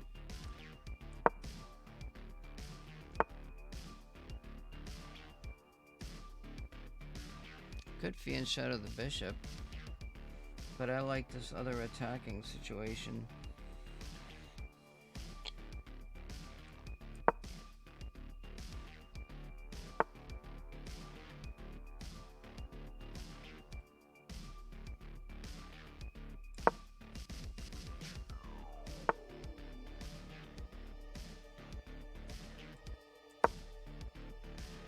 This dude's a pawn pusher. Now that's gotta be good for me.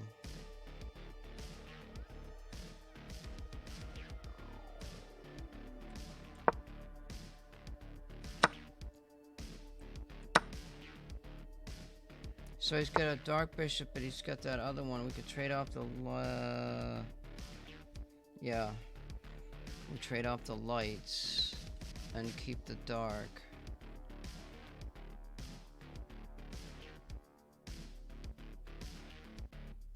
Okay, that's a pawn. Let's do this. That's the defender of this advanced pawn right here.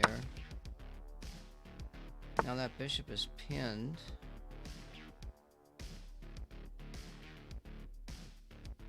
could actually... No. Wait, what? Oh, the bishop went to attack my queen.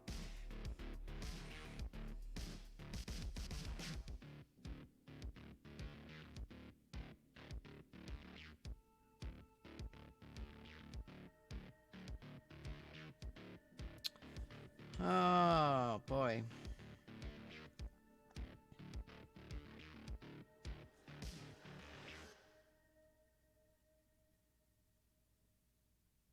Oh, I see a move.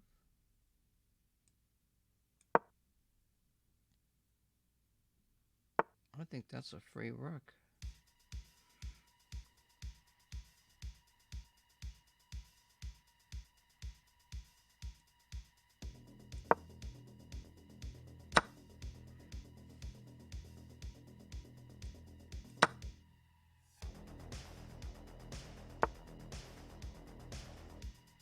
Nice try.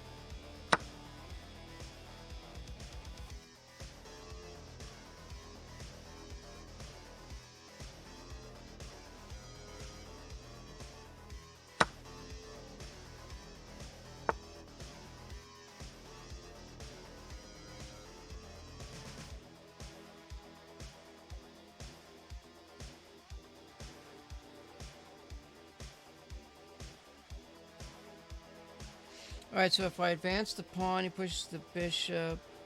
Or if he takes the pawn, I take the rook, blah, blah, blah, blah, blah, blah. It doesn't work. I can't deflect anything.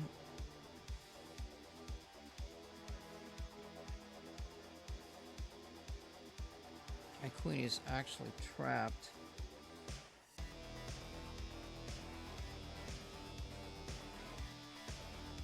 Oh, boy.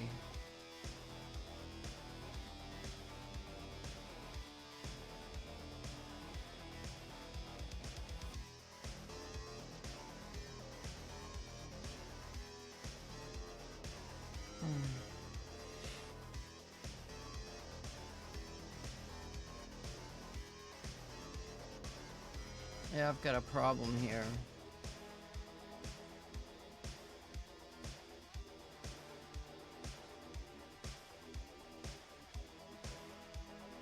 Everything's screwed up. Oh, I could attack the queen, but...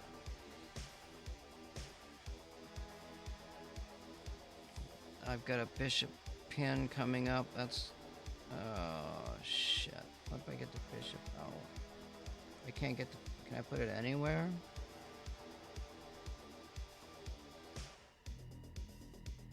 I got a pin. A check.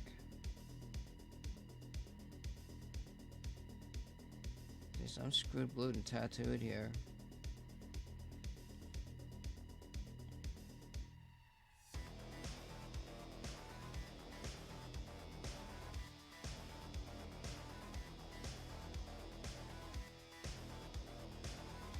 Maybe. Yeah, but if I do that, I got the knight is actually protecting that square.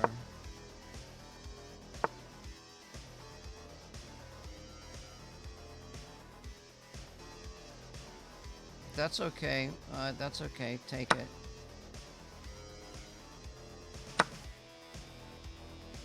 Oh shit. Wait a minute. What the fuck? I don't know. I'm just gonna resign that game. I'm gonna play some real people. I wanna play,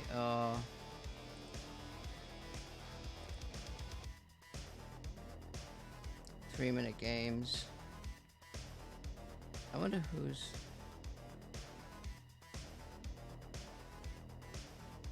these series on.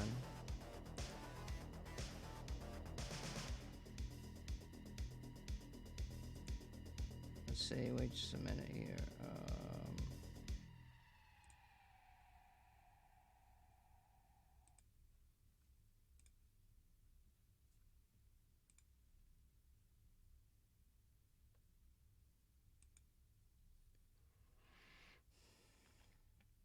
Let's see if she's playing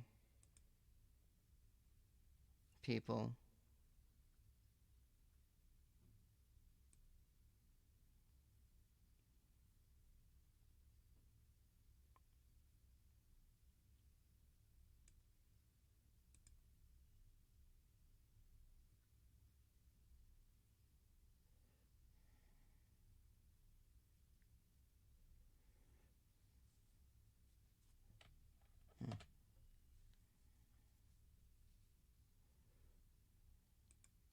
I think that person's just playing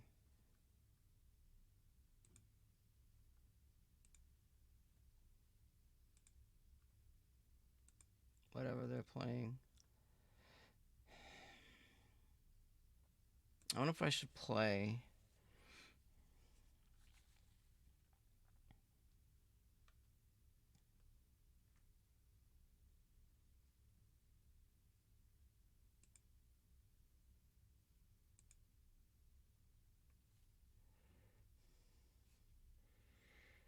It says my blitz is 595. I don't know what blitz is. Bullet. What is blitz? Is that 3-minute games? It says it's 595.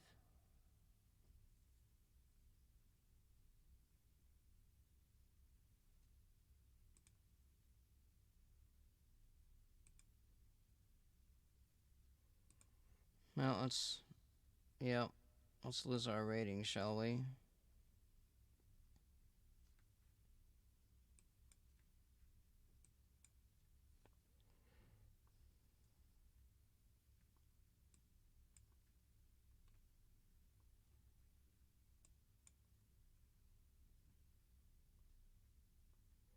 So I want to keep my Dark Bishop.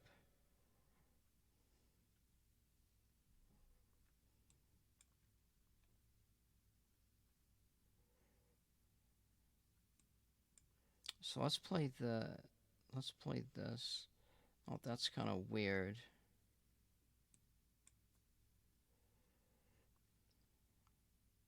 Oh shit, I lost. Oh, I didn't lose yet.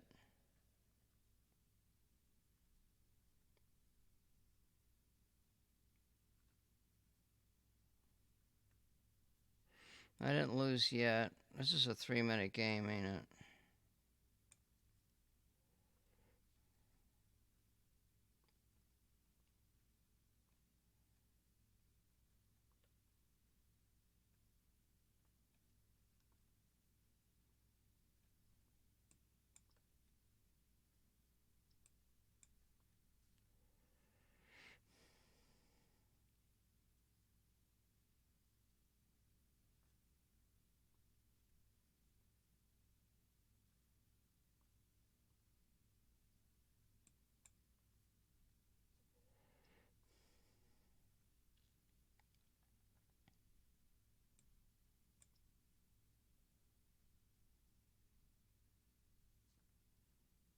Jesus, look at all that strength on that side of the board, will ya?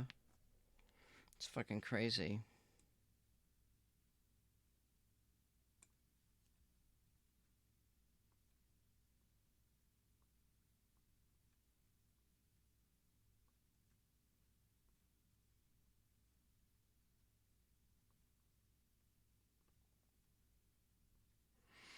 Is that a forced exchange? Yeah, I'll do that. Is there a check? Yeah. Oh, fuck, I lost the goddamn fucking queen.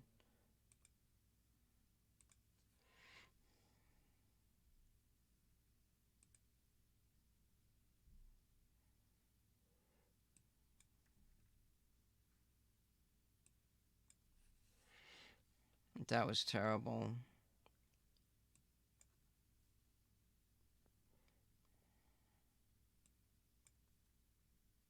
I want to try something a little different this time.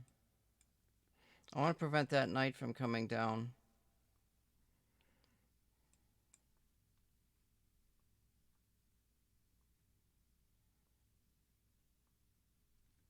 Oh, he wants that bishop, but he's not going to get it.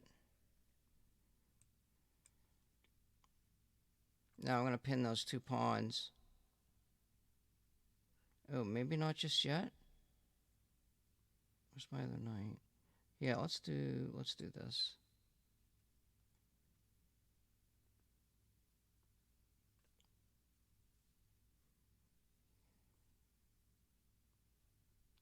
That's bishop's got to go, but it doesn't have to go yet.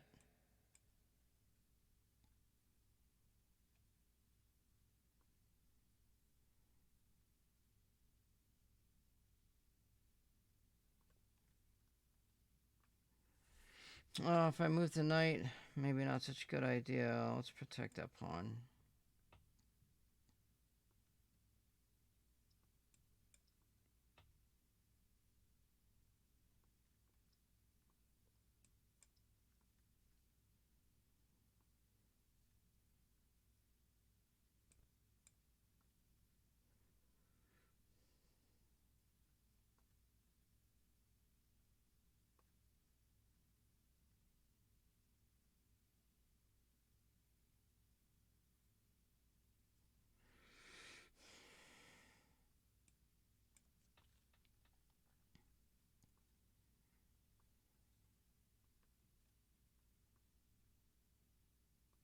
I expect a rook to come over.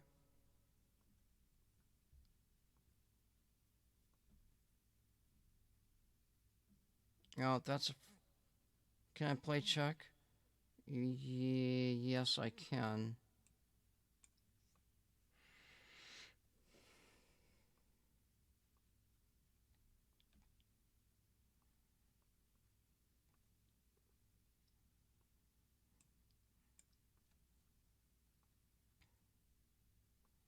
It seems like I got a free piece there. I don't know.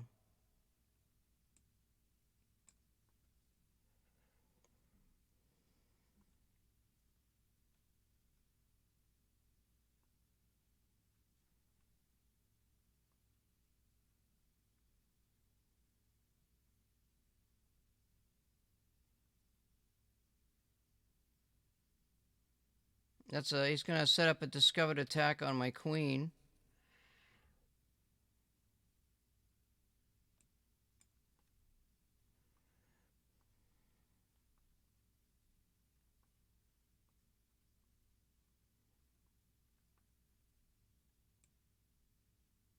Oh, that's just a free knight.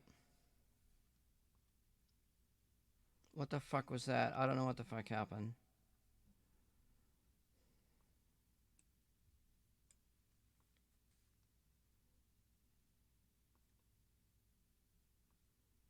I'm going to have to look at this game because I don't know what happened.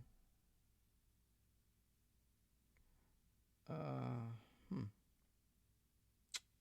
Well, that's an interesting move.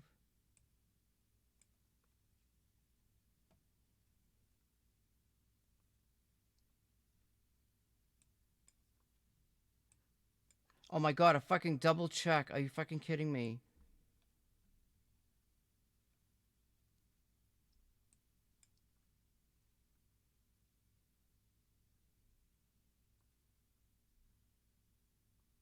I got one move for mate, and he's got no checks.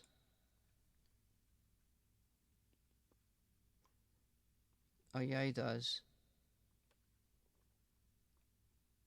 It's tense, and I can get out. And he can't stop mate. Oh, that's mate. Wow, baby! Fuck! I gotta look at that game again. Shit. I got my rating back. Fuck. Jeez, Christmas. I had to quit while I'm ahead.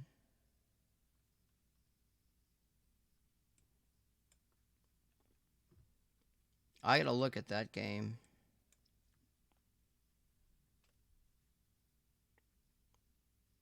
Now that's a little different. Okay, that's...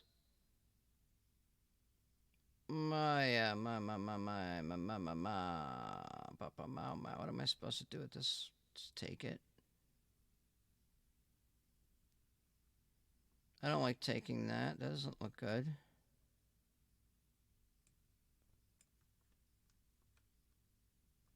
I'll take it with a queen. Not my best move. Okay, that's pinned.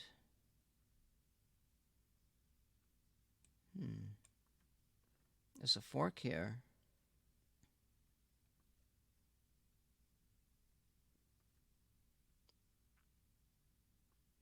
Takes.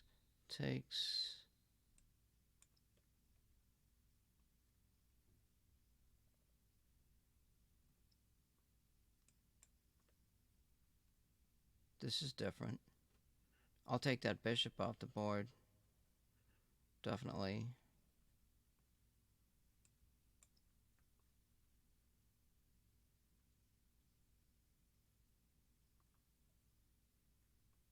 Goober Nasalem 94. Is there a check? Oh, I could take that pawn. Yeah, let's... doesn't matter. Let's just take it. What the hell? The fuck?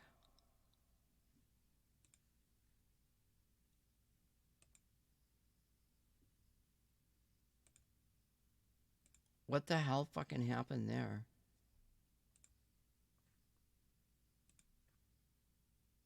What the fuck did I miss? How did he fucking checkmate me? Oh, the knight was down there? Damn. That was a good move. Shit. Well, hell's bells. I got my ass handed to me. Fuck it. 590? Oh my god.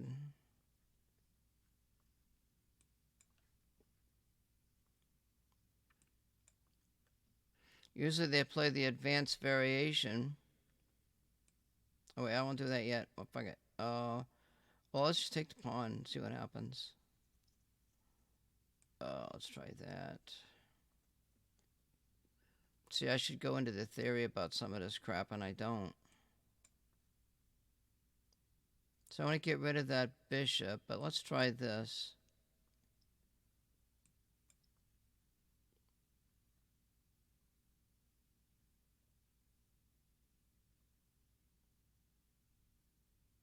Actually, let's just push that pawn.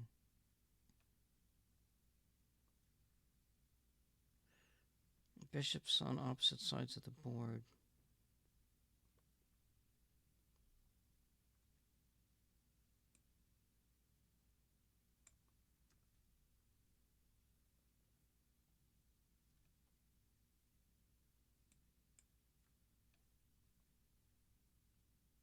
See, I always want to attack towards the center. Oh, there's... No, he can't take it yet.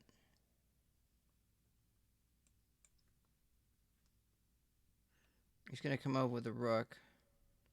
I'll just go here.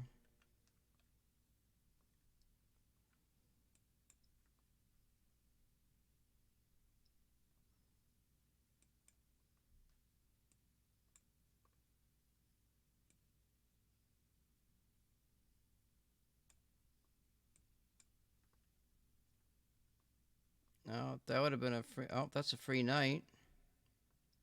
Oh, I guess it's not a free knight.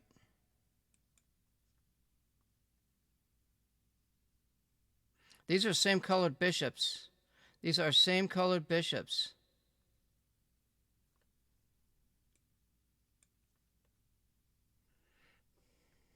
Now I've got to get my pawns on light squares.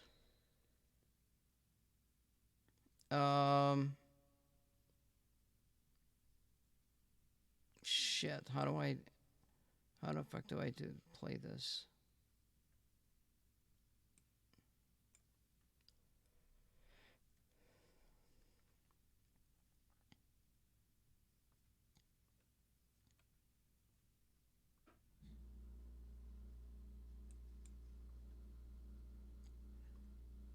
Nice. Nice.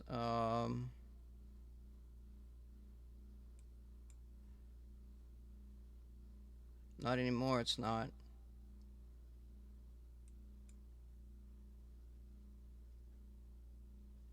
I just gotta keep my pawns on light colored squares. Grab this rook. Grab that pawn.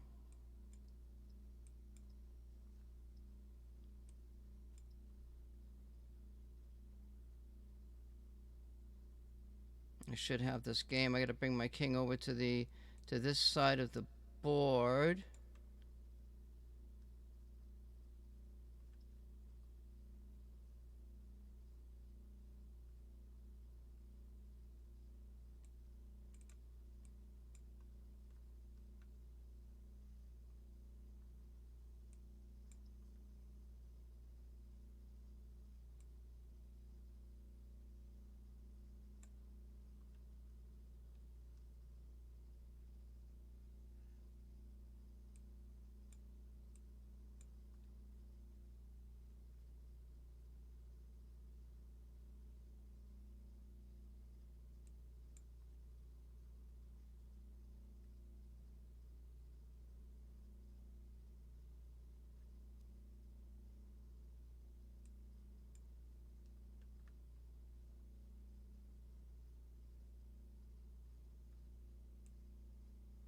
Shit. What the hell am I supposed to fucking do here?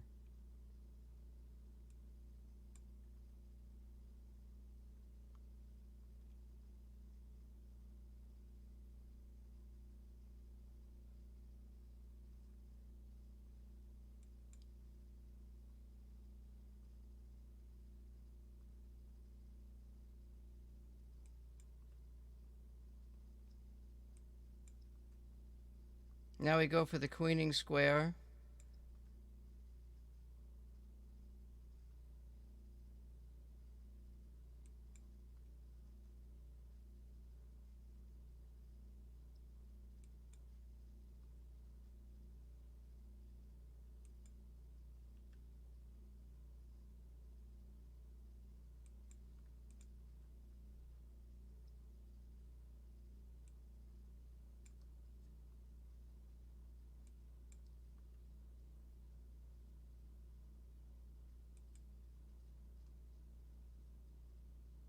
Oh shit.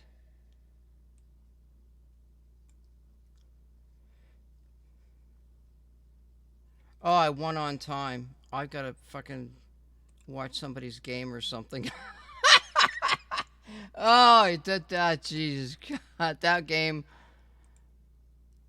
was just not good. That was not good. Where's my thing here?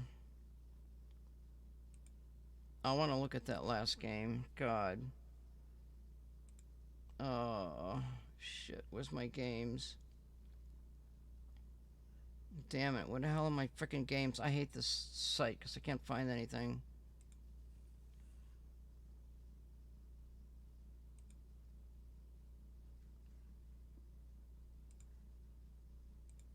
Well, I got my rating back. Oh, jeez.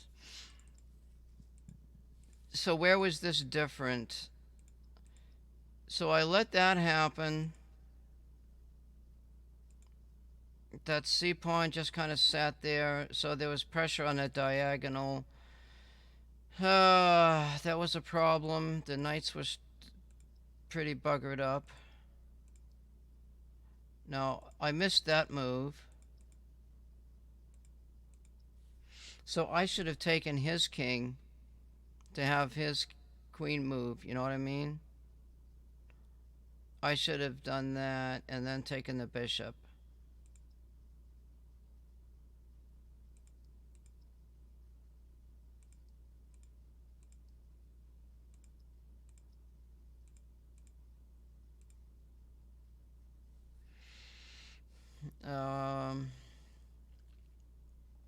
I should have took that pawn right there, but I didn't. And I didn't see the bishop coming back there. That's fine.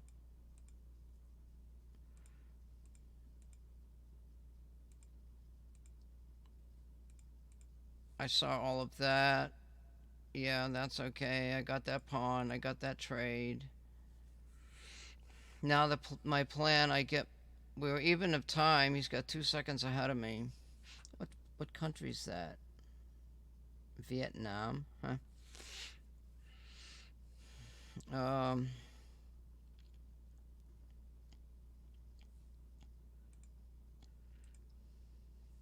Now that I didn't see. What did I miss? Okay, see, that was a mistake. I should have pushed that A pawn up to that white square. Bad mistake. That could have cost me the game.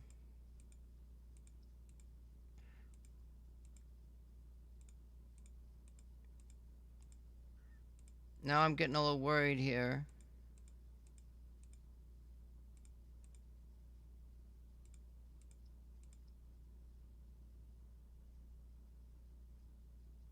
Wait. Look at black's. Can you see that on the thing? I think you can. The graphs has got black way down at the bottom.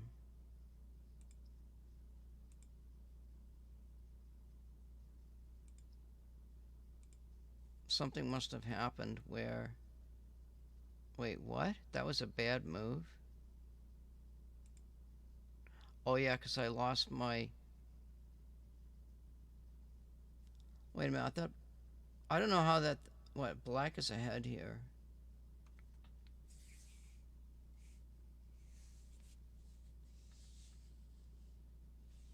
How is black ahead with that freaking pawn on the outside?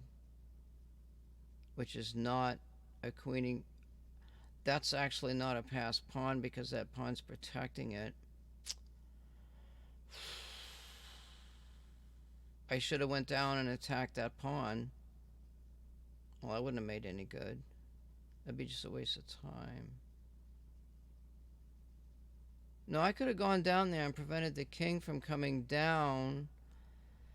But then he's got his pawn advance versus my pawn advance, and I'd have to count, you know?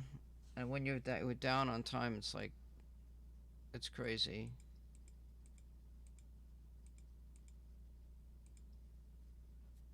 Uh-oh. What did I miss here? I should have took the pawn.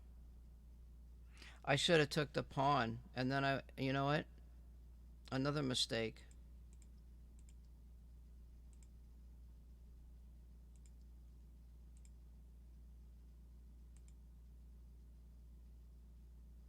I don't know what I'm doing here. I won on time. Chris, oh, hello. Ninja Waffle. Black can just push pawn and make a queen, and white can't do anything. Yeah, but I made some.